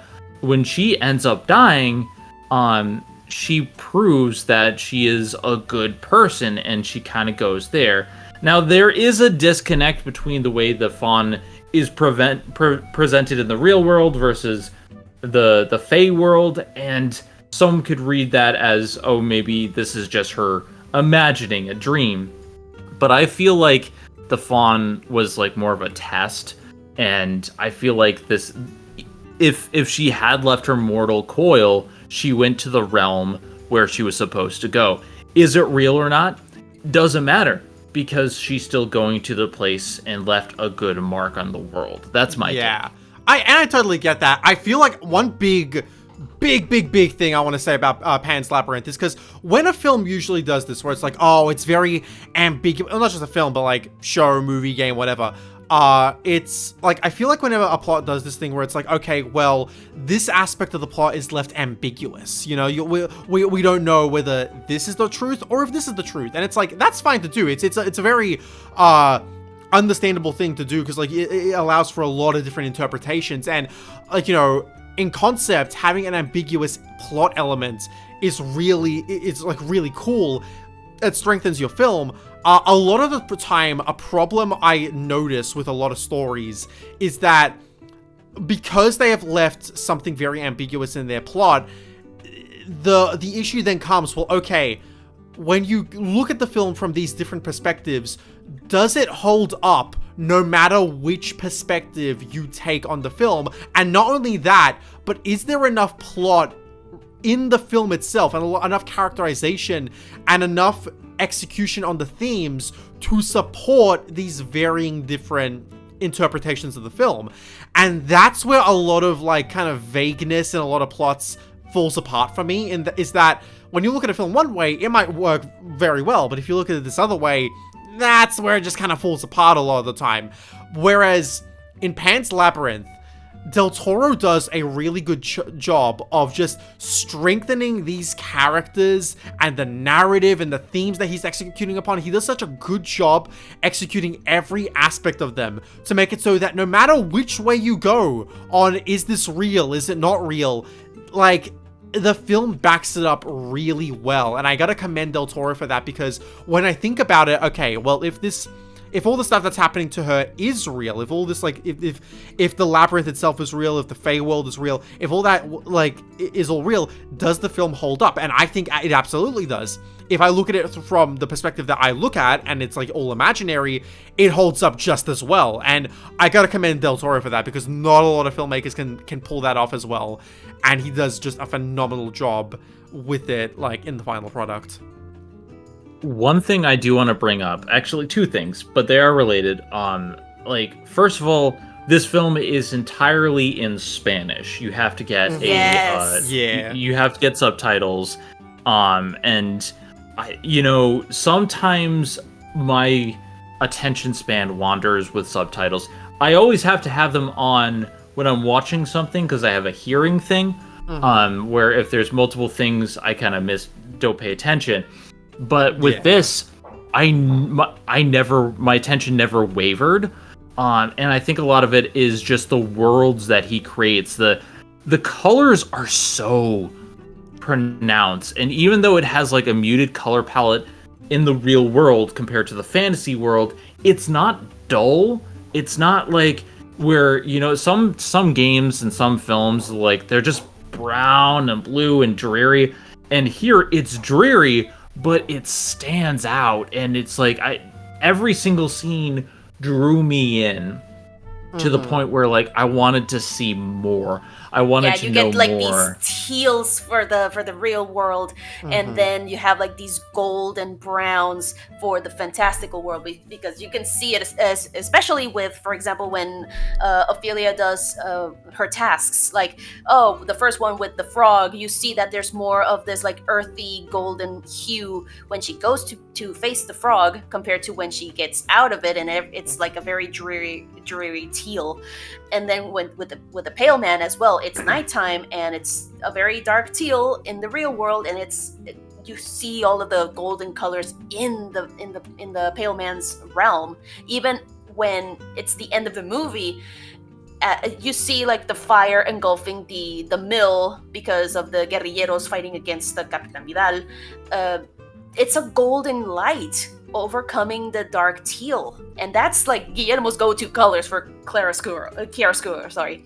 It's like his thing. Yeah, you see it a lot in his movies. I will say, just this is one of the best looking movies I've ever seen in my life. Like, they really pack the entire thing with just amazing cinematography, amazing coloring. Like, I struggle to amazing cast. I struggle to think of anything wrong with the film, honestly. This is like, honestly, just as near to a perfect movie as he could have made. Like, it's so good. I like Elisa in the chat. She says, to be fair, showcasing the characters and giving multiple ways to view how a character and their motivation and perspective is a staple of Del Toro. Yeah, I can't wait to watch more of his films. I think the only ones I've really seen are this, and then a little bit of Blade 2, although I have not seen all of Blade 2. Have you seen Hellboy at all? Well, actually, no. Okay, never mind. Three films. I've seen the first Hellboy. Hellboy is so good. Also, a little bit of trivia with Pan's Labyrinth. Of course, Doug Jones, Guillermo's bestie. He does portray the Pale Man and the Fawn. He tried to, of course, do his performance speaking Spanish as the Fawn, but he had to be dubbed over, which, there's no problem there. Also, that for you Guillermo del Toro fans, I was gonna say fangirlies, but I'm like, no, there's the non-binies, the girlies, and the boys. It's not like shown, but it's like a neat little Easter egg where there's like a segment where it's like during a very not too rainy scene in the forest where Capitan Vidal and his soldiers are fighting against the guerrilleros, and he's just shooting people like left and right, just like, you're on the ground, shoot. And then he meets up with this one boy who is bleeding out from, I can't recall if it's like his neck or somewhere near his face, and the captain is like ready to shoot him and puts like his gun next to the boy's face, and the boy just puts his hand over his gun, and the captain just like swipes it away. The hand gets over the gun again. It happens like maybe twice or three times, I cannot recall, before the captain shoots him. That boy, alongside the one that died next to him, are if I'm correct from what I recall, those are the same two actors who portrayed Carlos and Jaime from The Devil's Backbone, another one of my favorites from Guillermo. Nice. As in nice. Yeah, I also just a tiny little Easter egg. Little fun fact. Del Toro has spent like maybe about like 2 decades at this point, where he's been trying to do a Justice League Dark film. And if you don't know what Justice League Dark is, it's basically a team of like more, as the title suggests, like darker members of the DC universe who deal more with like the supernatural side of things. The characters like John Constantine, Zatanna, Swamp Thing, like those kind of characters. And he's been trying to do a Justice League Dark film for ages, and DC hasn't gone through with it. And it's like, what's wrong with you, DC? I mean, I want to see Guillermo's Haunted Mansion. Me too. Like, I was about to say that. Like, he had it clocked in with Norman Reedus, which, hey, it's thanks to Guillermo hiring Norman Reedus for Blade 2 that Norman Reedus got to act. That he wanted to do his own Haunted Mansion movie based off of Disney property because he's such a big fan of the Disney ride. Yeah. But Disney was like, yeah, we don't know. He was going to do it under his company, Double Dare You, but unfortunately, things didn't fall through, and so Guillermo, being Guillermo, he's like, I'm going to make my own Haunted Mansion movie with Tom Hiddleston's butt. And he did. He got Tom Hiddleston, which he, like, funnily nicknames Hiddly-Dee, Hiddly-Doo. You can find a video of him doing that. You can find a video of him doing that. And that was his response. He made Crimson Peak, his Haunted Mansion movie, which is a great film. I need to see that. Please do. Yeah, Pan's Labyrinth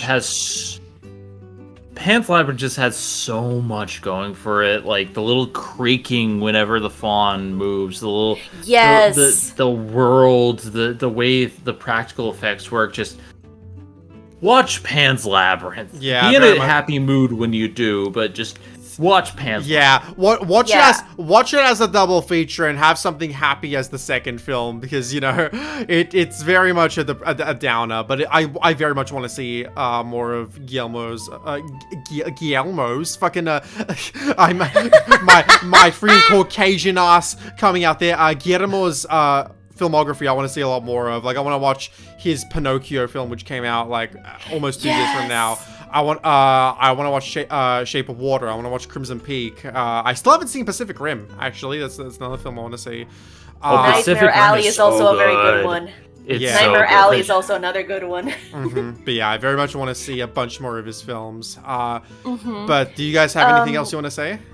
Yeah, I wanted to mention a little bit of my history with this movie. So my sister unfortunately passed away in June of 2006, and this movie came out around November, if I'm correct, of the same year. Yeah. And the first thing that caught my attention was the poster. It's not the one that's on screen right now. It's the other one where you see the fawn like fully on display, and bits of pieces of the labyrinth on the sides. It's not the teal one where he's hugging Ophelia. It's a different one. Okay. Nor is it the Mike Mignola profile one, because Mike Mignola also besties with Guillermo. I mean, come on, he did Hellboy. He did like a promotional poster for Pan's Labyrinth. I saw that poster and I was immediately captivated by it. I did not know what it was. I just had the title, El Laberinto del Fauno. That was the only thing I had. And then at school, I overheard somebody who went to see it by showing his ticket stubs. And I was like, wait a minute, it's out now? Oh my God. Because I cannot remember when I saw the poster. I cannot recall. But it was after my sister passed away. And so I went in without knowing anything about the movie except for like this one English dubbed trailer, which is very like mystifying, very like vague, but at the same time showing you bits and pieces of the movie, which I still have like the trailer is playing in my head right now. I'm sorry, there was a I'm sorry, I was under the impression that Pan's Labyrinth wasn't dubbed. No. It's not dubbed. Like the trailer had like an English narration. I see. Sorry if I miscommunicated. No. It's all good. Also, Aqua Lantern in the chat, like double feature of Pan's Labyrinth and Alice in Wonderland. Which Alice in Wonderland? Yeah, which one? So I went to see the movie with barely a semblance of what it was about, and like I mentioned early on, this movie destroyed me. This movie beat me to a pulp. It had me crying my eyes out. But at the same time, it helped me because I said this was after my sister passed away, and it felt like therapy, if that makes any sense. A weird form of therapy, but therapy nonetheless. It helped me like take out my grievances that were still left over. And if I remember this movie, yeah, go ahead. Sorry. No. So sorry to interrupt you. I was gonna say, like, if I remember from like when we had talked about it in the past, like, wasn't it like this and Kingdom Hearts 2 that helped you? Kingdom Hearts 2. I remember it was partially also therapy because my sister, unfortunately, she was only alive when I was. I could barely make it to maybe the first week, you know, the Roxas 7 days. And she never had the chance to watch the rest of the game. Damn. Like, it was only that, and then she passed away. So that's another reason as to why I love Kingdom Hearts 2. It's also part of my therapy for when my sister passed away in 2006. And with Pan's Labyrinth, it felt like that. It felt like it ripped out my heart, destroyed my soul, but at the same time healed me. It's a very weird concept to explain it. It gives hope at the end. It's brutal, it's dark, but it gives hope. Yeah. I went to see that movie at least 6 times at the theater. Damn. And that's no joke. Like, including re-releases? No, I only watched it when it was the first release. I do not recall ever seeing a re-release. Huh. God, but like, yeah. And thanks to one of our friends when we were doing like the Secret Santa thing about like, hey, like we had our wish list on Amazon and Throne. It was one of our friends, I believe it was Ariel, who got me the Criterion edition of Pan's Labyrinth because I have the original like English DVD. I need to own it now because it was so good. I love it. I even had the soundtrack on CD. I even had it, and I burned and I played it ad nauseum on my Walkman at the time. And the lullaby of the movie just had me crying because it brought me so many emotions. Yeah. And fun fact, Guillermo did not want an English dubbed track for this movie. He's like, no, people are gonna misinterpret my my message of the movie. If you dub it, fuck you. Only subtitles. Yeah. Only subtitles, motherfucker. If there's anything to take away from this stream, you know, we're about to move on to our final movie, but if there's anything to take away from the stream, watch Pan's Labyrinth. If you haven't seen it in years, watch it again. It is a really, really damn good film. I can't wait to watch it for an eventual Guillermo del Toro block of films for the Backslog that we'll probably do down the line. I can't wait to watch it. You need to have me attached to it because I am the Guillermo del Toro fan. You're a co-host on this podcast, Tifa. Of course you're going to be there. You haven't missed an episode and, so far. I can't wait to for Zen for you when you eventually do a video on this, and we'll probably have Tifa collab on that because of course we will. Yeah. I just want my goal is to make Tifa, show up and say stuff on my show because, she needs to get out the thoughts that are in her head. So. Yeah, Aqualanta did say the animated Disney one. Okay, good. I was gonna say if you're gonna say the Tim Burton movie, Get Out, and I'm a defender of that film. I think it's a fun watch, but like I am a defender of that movie too, and not to mention the Danny Elfman score, which is amazing. Also, Javier Navarrete's score in Pan's Labyrinth, freaking amazing. Yeah. Just please listen to it. And with that said, are you guys ready to move on to our final film? Yep. Okie dokie. Something happy. For our last film, something happy, we are going to talk about Rise of the Guardians, the DreamWorks film from 2012. Fun fact, this is, so basically, as part of my primary school, what am I talking about? As part of my primary school, during the final 2 years, grade 5 and grade 6, there is like near the end of the year, like when we're wrapping up and like, getting to the final few weeks, the top 2 grades, those being grade 5 and grade 6, they get brought by the teachers to go watch a film. We go to the theaters and we watch a movie. And for the year beforehand, for 2011, it was Puss in Boots. For 2012, it was Rise of the Guardians. So I ended up seeing this film in theaters because of my primary school. And yeah, I had a ball watching this film then, and it's a fun time whenever I rewatch it now because Rise of the Guardians is such a good movie. It's one of DreamWorks' best. It's one of their most underrated films because when you talk about like all of their films, when you talk about all their films, people will focus on How to Train Your Dragon, Kung Fu Panda, Shrek, all the franchise films, all the films that would like spawn franchises. You don't hear people talk about Rise of the Guardians nearly as often, and that's a shame because it's honestly one of their better films. It's a fantastical film that when the first teaser trailer dropped, I was watching it and like no joke, I was crying. I was like, what the hell? The music, the freaking like the shots of like the different characters that represent like the different not necessarily like all of the holidays, but like represent like these different aspects of childhood. And the music, like I think I already mentioned the music, I don't know, but I still have like the trailer in my head of the teaser, and like it did bring a tear to my eye, and I was like, okay, this movie feels special.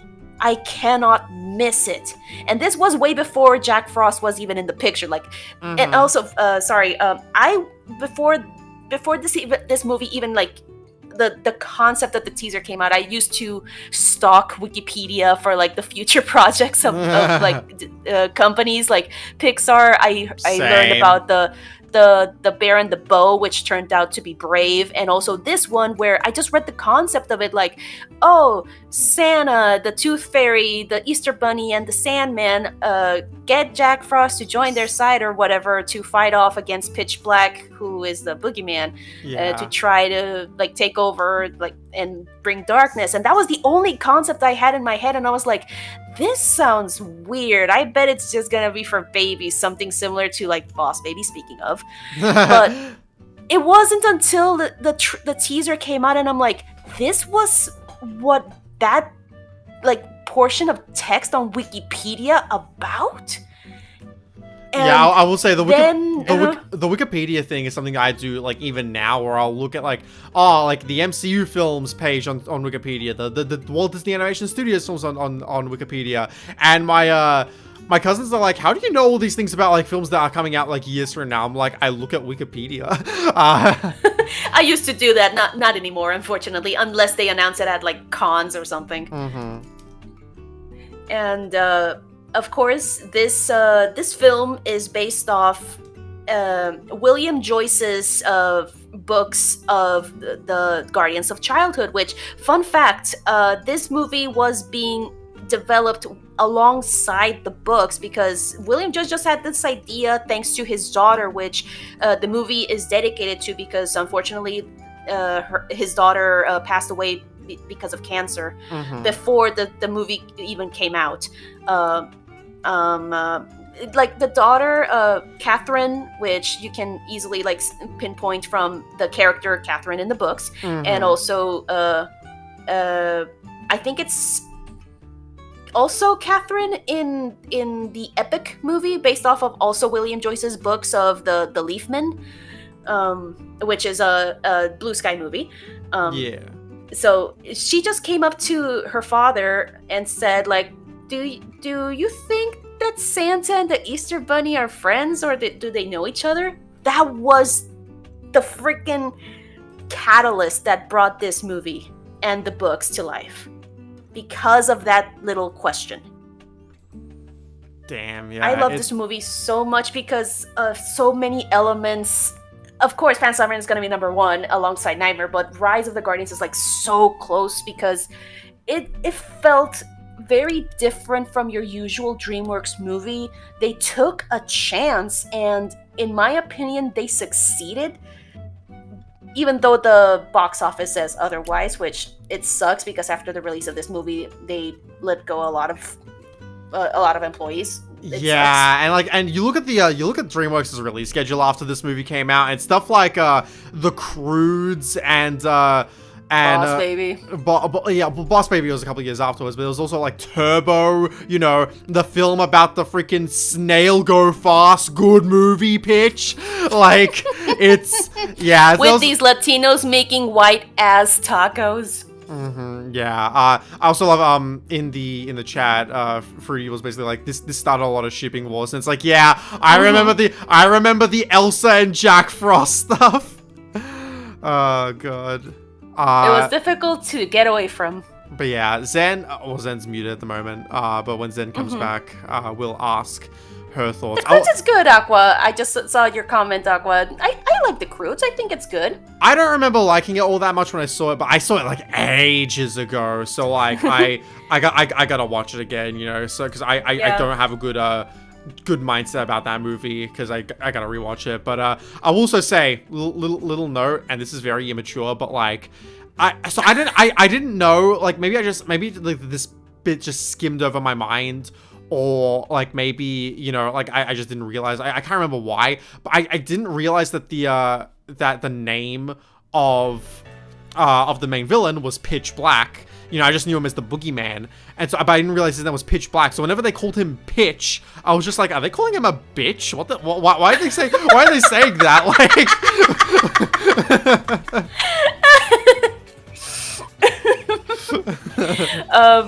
also for anybody in the chat, Pitch Black husband.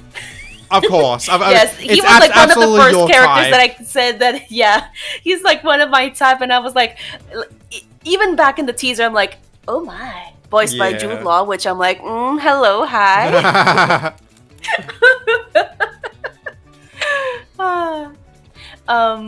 So a quick recap on the movie. Are you back, Zen? It looks like she's muted. Still muted. Yeah, so in this world, of course, in the real world, we have like these different mythological characters that like take care of like each and everyone's like different aspects of childhood, which represent like either a holiday or just some like a concept. Like, for example, you have Nicholas Saint North, which is of course our Russian Santa. He takes care of children's dreams. No, not dreams. Sorry, their wonder. That's what I was mistaking it for. Sorry, children's wonder. You have the Sandman, Sanderson Man Snoozy, who takes care of children's dreams. Toothiana, who is the Tooth Fairy. She takes care, of course, the children's teeth, which holds their most precious memories of childhood. And then you have a bunny. I'm a bunny. I was waiting for you to freaking jump in with Aster Bunnymon. Jump in, ha ha ha. Zen, give your thoughts on the movie. Yeah, sorry, I had to step away for a second. Like, I had watched this because I was helping Tifa with a script she was doing on the film. It really intrigued me, and I'm like, you know what? She really wants me to watch it. So I decided to do it as part of my Guardians of the Galaxy marathon. Yeah. Where I watched all the Guardians of the Galaxy, then Guardians of the Gahul, and then Rise of the Guardians. And this was by far the best film. And I'm gonna be honest. Well, at least Pan's Labyrinth is a perfect. So I was just gonna say, at least comparing it to Guardians of Gahul, it's a better movie. I wouldn't say it's better than Guardians 2 or 3.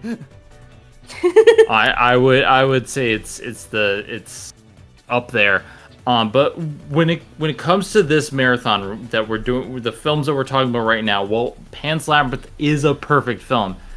I like this just a little bit more, ever so slightly, just because of the sense of wonder it has. Yes, this is a film that gave me chills, and it wasn't just the first time watching it. I watched it again recently, and I still get chills watching it because of how it's not just about whimsy. It's all about childlike wonder and showcasing how you can still have that in your life when you're an adult, and how these figures, they're funny, they're fun, but they also have like serious themes and stuff behind them, and every scene that like you think is just going nowhere ties into a thematic element of what each of them represent: hope, new beginnings, memories, wonder, dreams, these things that are important. And then when we find out what Jack Frost's center is and what it means, but it's just the music, the atmosphere, the way it's animated, the way it like showcases. Honestly, the first line of the movie is just like like the first thing I remember, and it's like it opens up so good, and then you see his backstory. Like, this makes me sob, it makes me cry, but it gives me such hope.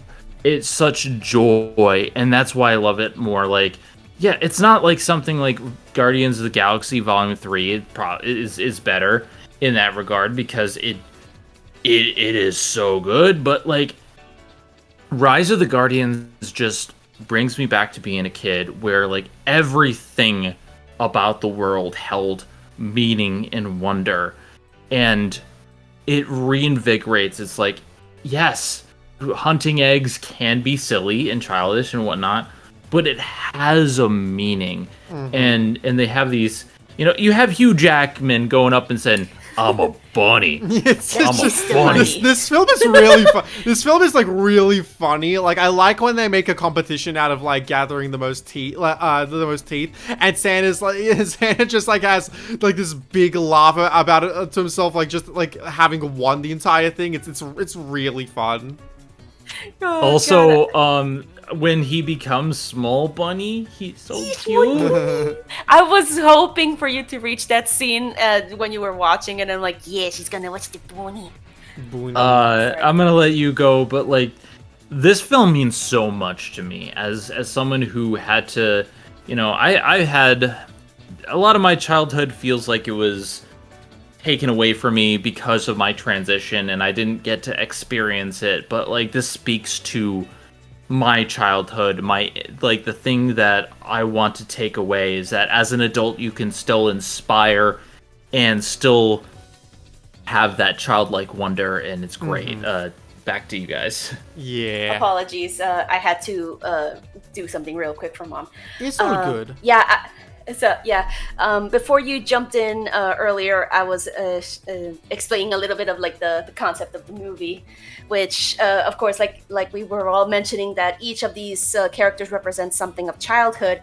How Nicholas A. North is wonder, Tuthiana is memories, Sanderson Mansnoozy is dreams, and E. Aster Bunnymund is, of course, hope. And each of them have like their little moment where the audience insert Jack Frost. He gets explained as to why it's important to have all of these aspects. I still remember that, just like you, Zen, I was crying at the beginning of the movie, like just the first notes where we see Jack Frost being born from the icy lake. Oh, sorry, I was kind of running. All good, I all need good. to catch my breath. Catch your breath, Tifa. No, but And you're then- a bunny. You gotta go fast, like Sonic. You then gotta go we fast. And then we jump forward where, of course, we have the Man in the Moon, or the Man on the Moon, depending on like the adaptation, whether it's the books, whether it's the movie. He has a whole backstory in the books, but it doesn't get fleshed out here, but it doesn't matter. And how Jack Frost is chosen to become the fifth Guardian due to Pitch Black appearing after so long and posing a threat, which the Guardians don't know what it is until Pitch starts making a move. Mhm. And each and every one of these characters explains their center, and that's part of like the core of the movie. Like, what is your center, alongside like the different aspects of childhood. With Jack Frost, he learns it until the end of the movie about what his center is, as to why he was chosen to become a guardian for all of the children of the world. Also, sorry, I just want to gush about Pitch Black, even though like he has he does have Pitch development, but it's mostly explained in the books. Bitch Black.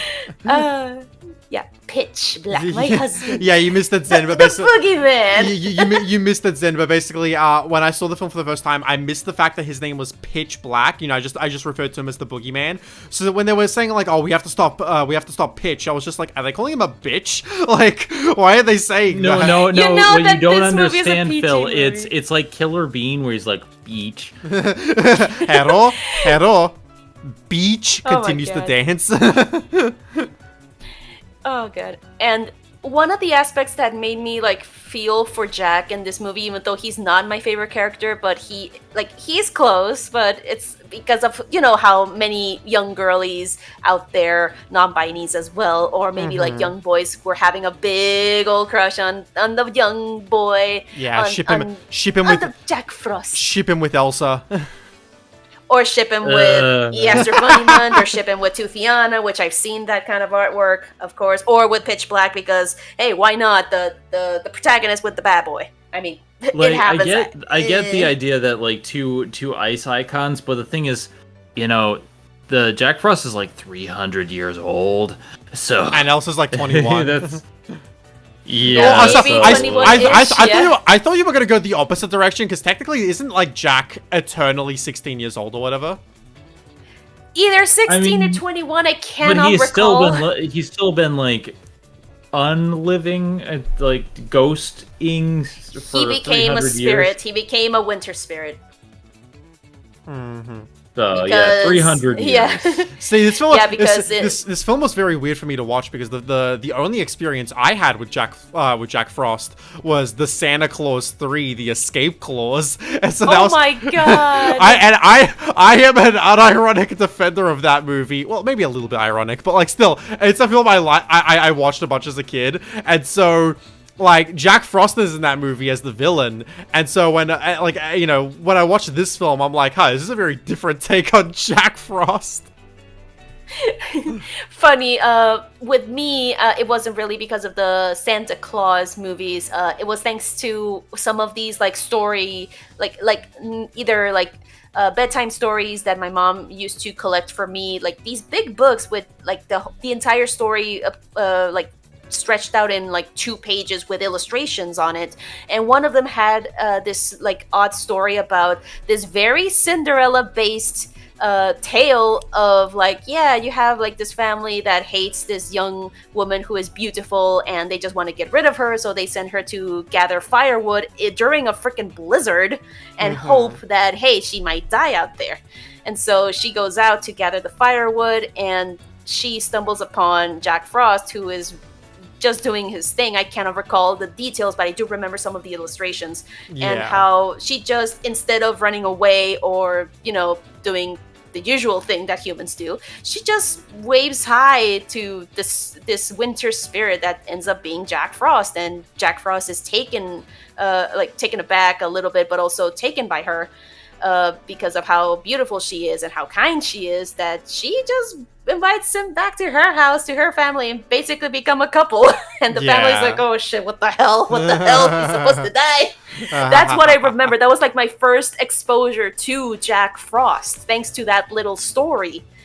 And so I already knew who Jack Frost was, but I was curious of how they were going to handle him in this movie, because of course, not like every legend has its own version, like how in some parts of Europe you have Santa Claus and then you have his anti-version, or like his counterpart Krampus, or just like different versions. Even like in various Latin American or even European countries, instead of the tooth fairy, it's a mouse that collects teeth, which is referenced in the movie. Yeah, I've heard of a European division. I had heard of the mouse one myself when I was a kid, because again, Macedonian. My parents used the tooth fairy just because, you know, we were in Australia and that's like the most common one. But like I had definitely heard of the mouse one as well as a kid. It was very prominent in Mexico. Want to know something funny? So, when researching a little bit for the film, like, one of the people were saying, like, so Jack from Jack and Jill, Jack the Giant Slayer, God. like in like all these interpretations of Jack, Stingy Jack, who cheated death, and Jack Frost. All the same character. No. I mean, they all got films around the same time. Hold on, when did Jack and Jill come out? Jack and Jesus Jill. Christ, no. Jill. When did that come out? Not that one.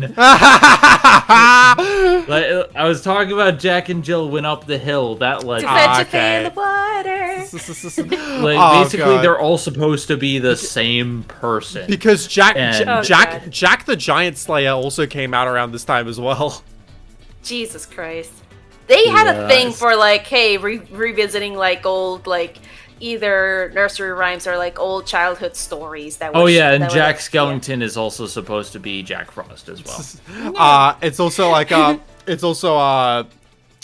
seen that with a couple times with like fairy tales, because a lot of people like write the wolf who is in the Three Little Pigs to be the same wolf that's in Little Red Riding Hood, which doesn't make sense to me, because doesn't he die in that at the end of both versions? Like well, he gets his gut open up and put like stones and then thrown in a river. Yeah. Not in the Three Little Pigs. So it's like if you do the Three Little Pigs first, it makes sense. Oh yeah, because he just kind of referenced in the Wolf Among Us. he just gets burnt a little bit. You could say he was burnt, but like he didn't die from it, you know. Yeah. So like a lot of the fairy tales are supposed to be the same person. I just find it funny that there's all these Jacks that are supposed to be the same Jack, and like Jack Frost and Jack Skellington. I don't know how that works. Those are the only ones, but like the rest, people like wanna invent that kind of stuff. Yeah. But so, do we have anything? Do we have anything else we want to say about Rise of the Guardians?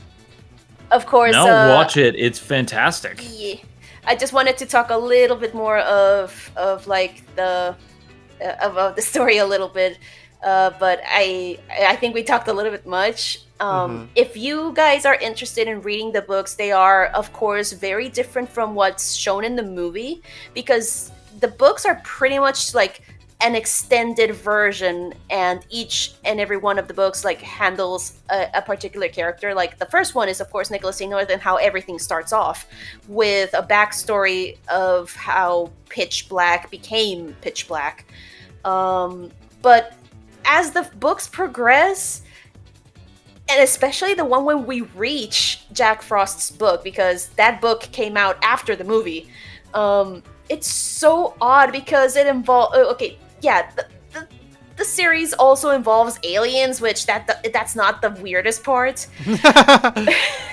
It's not the weirdest part, but what I found like really odd and very weird, because I haven't read the book yet, but I had heard like snippets, is that Jack Frost isn't really the Jack Frost that we know in the movie. It's this other character, Nightlight, that fought against Pitch and protected the Man in the Moon when he was a baby, and then some willy-nilly shenanigans happen that makes him turn into Jack Frost and forget his time as Nightlight. And it's such a weird concept, which I don't know why this happens. I need to read the books.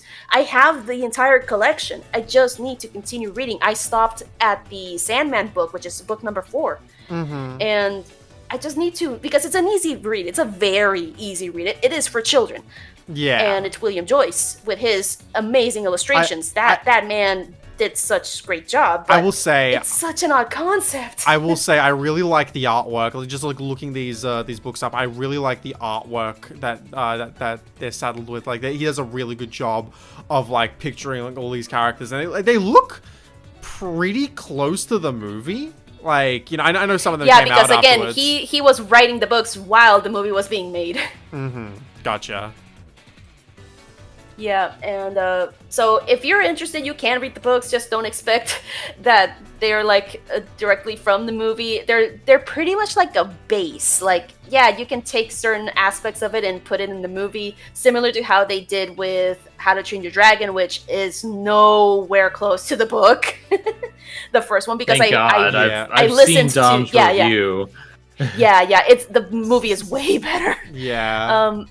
And of course, I love how there's this one scene with Jack Frost and Pitch Black, with me being a Pitch Black defender because husband. I will say, Fruity says in the chat, it's funny to think that Jack Horner is the same as Jack Frost.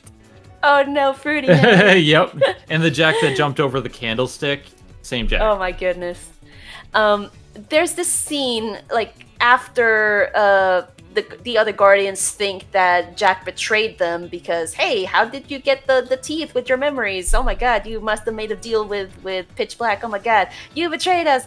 And you see how, like, okay, this is before me talking about Pitch Black, but it's like the relationship between Bunnymund and Jack. You see them being like these rivals, but at the same time, at the beginning of the movie, you see that Bunny does not like Jack. He does not want him to be a guardian, and he completely opposes him almost every step of the way. But then starts to see the good in Jack, and how he is trying to make an effort of showing like, hey, I'm not just pranks and snowballs and everything. Like, I'm good.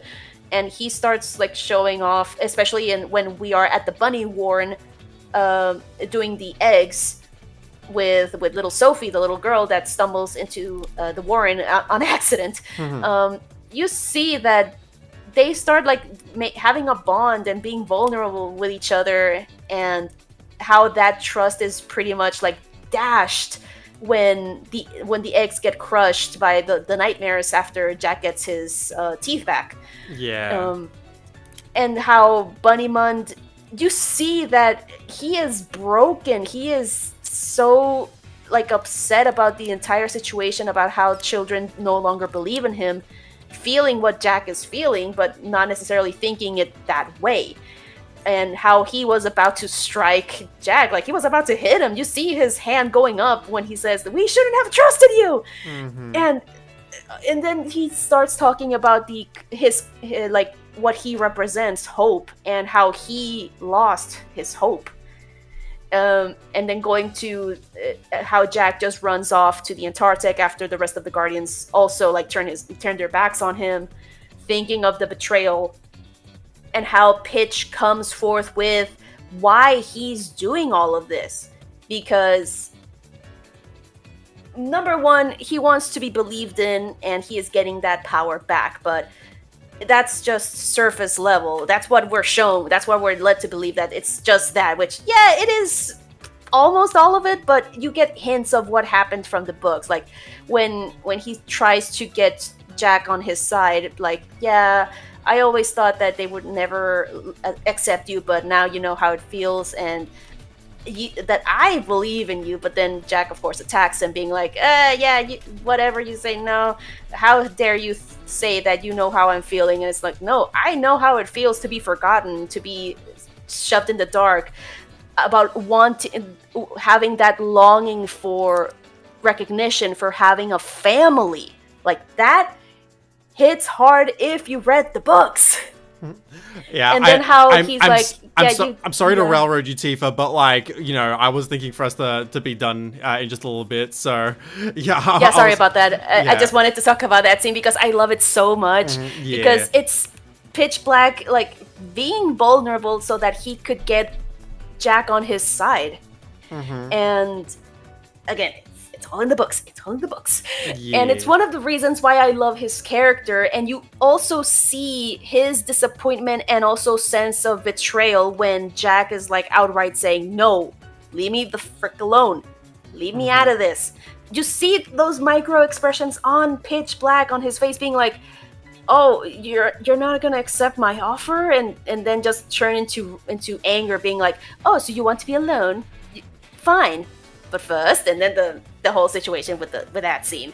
This character is not just one-dimensional. He has so many dimensions to him, and it's one of the reasons I love his character. Not only because he is pretty hot, and also voiced by Jude Law. But yeah, I just wanted to talk about that scene because it just resonates with me.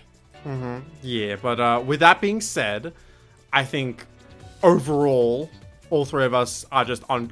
I think we've mostly been on the same wavelength about most of these films, but like, yeah, just Rise of the Guardians is really, really good, and I definitely say it's like my second favorite of this lot of films.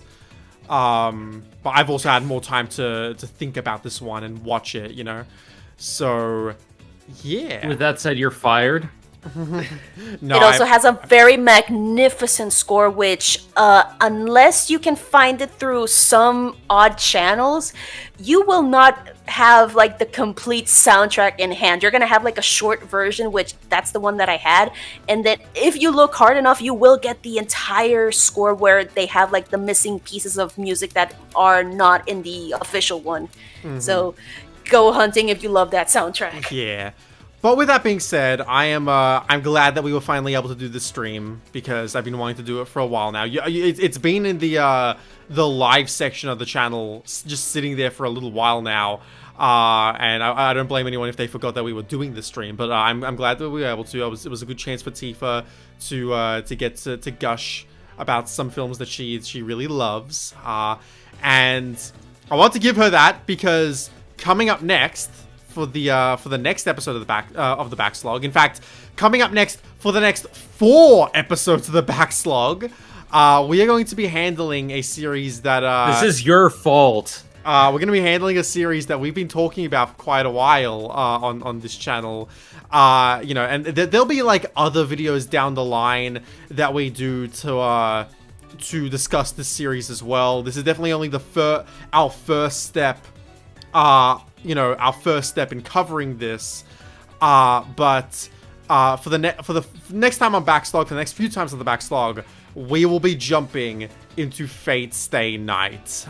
Basically, the plan for this is that Zen will of course be reading the visual novel in her own time, you know, like as we go, but for these podcasts, we are going to be focusing on the anime adaptations of Fate Stay Night. We're going to be doing, for the next time, we're going to be doing the 2006 adaptation of Fate Stay Night, which adapts the first route, the Fate route. The next stream after that is going to be the adaptation on Unlimited Blade Works, which is the second route. And then the third stream is going to be the third route, which is Heaven's Feel. And then the final stream for now. And we'll likely do other Fate streams down the line, but in terms of like just the streams we're going to be doing coming up, the final of this block of Fate is going to be on Fate Zero, which is the prequel to Fate Stay Night. But that'll Send help. Send help. Hey, she's making hey, me read hey. Danganronpa. Hey, and then hey, reading hey, Fate, hey, and then watching Fate. Hey. You know that's hell you're walking into, right? Send help. Tifa gets that Send one now. Help. But with that being said, thank you all for joining us for this stream. It has been fun. And until next time, I am Philip. I'm Zenith Warrior Princess, the cutest of ghost buns, who is now regretting everything about Phil.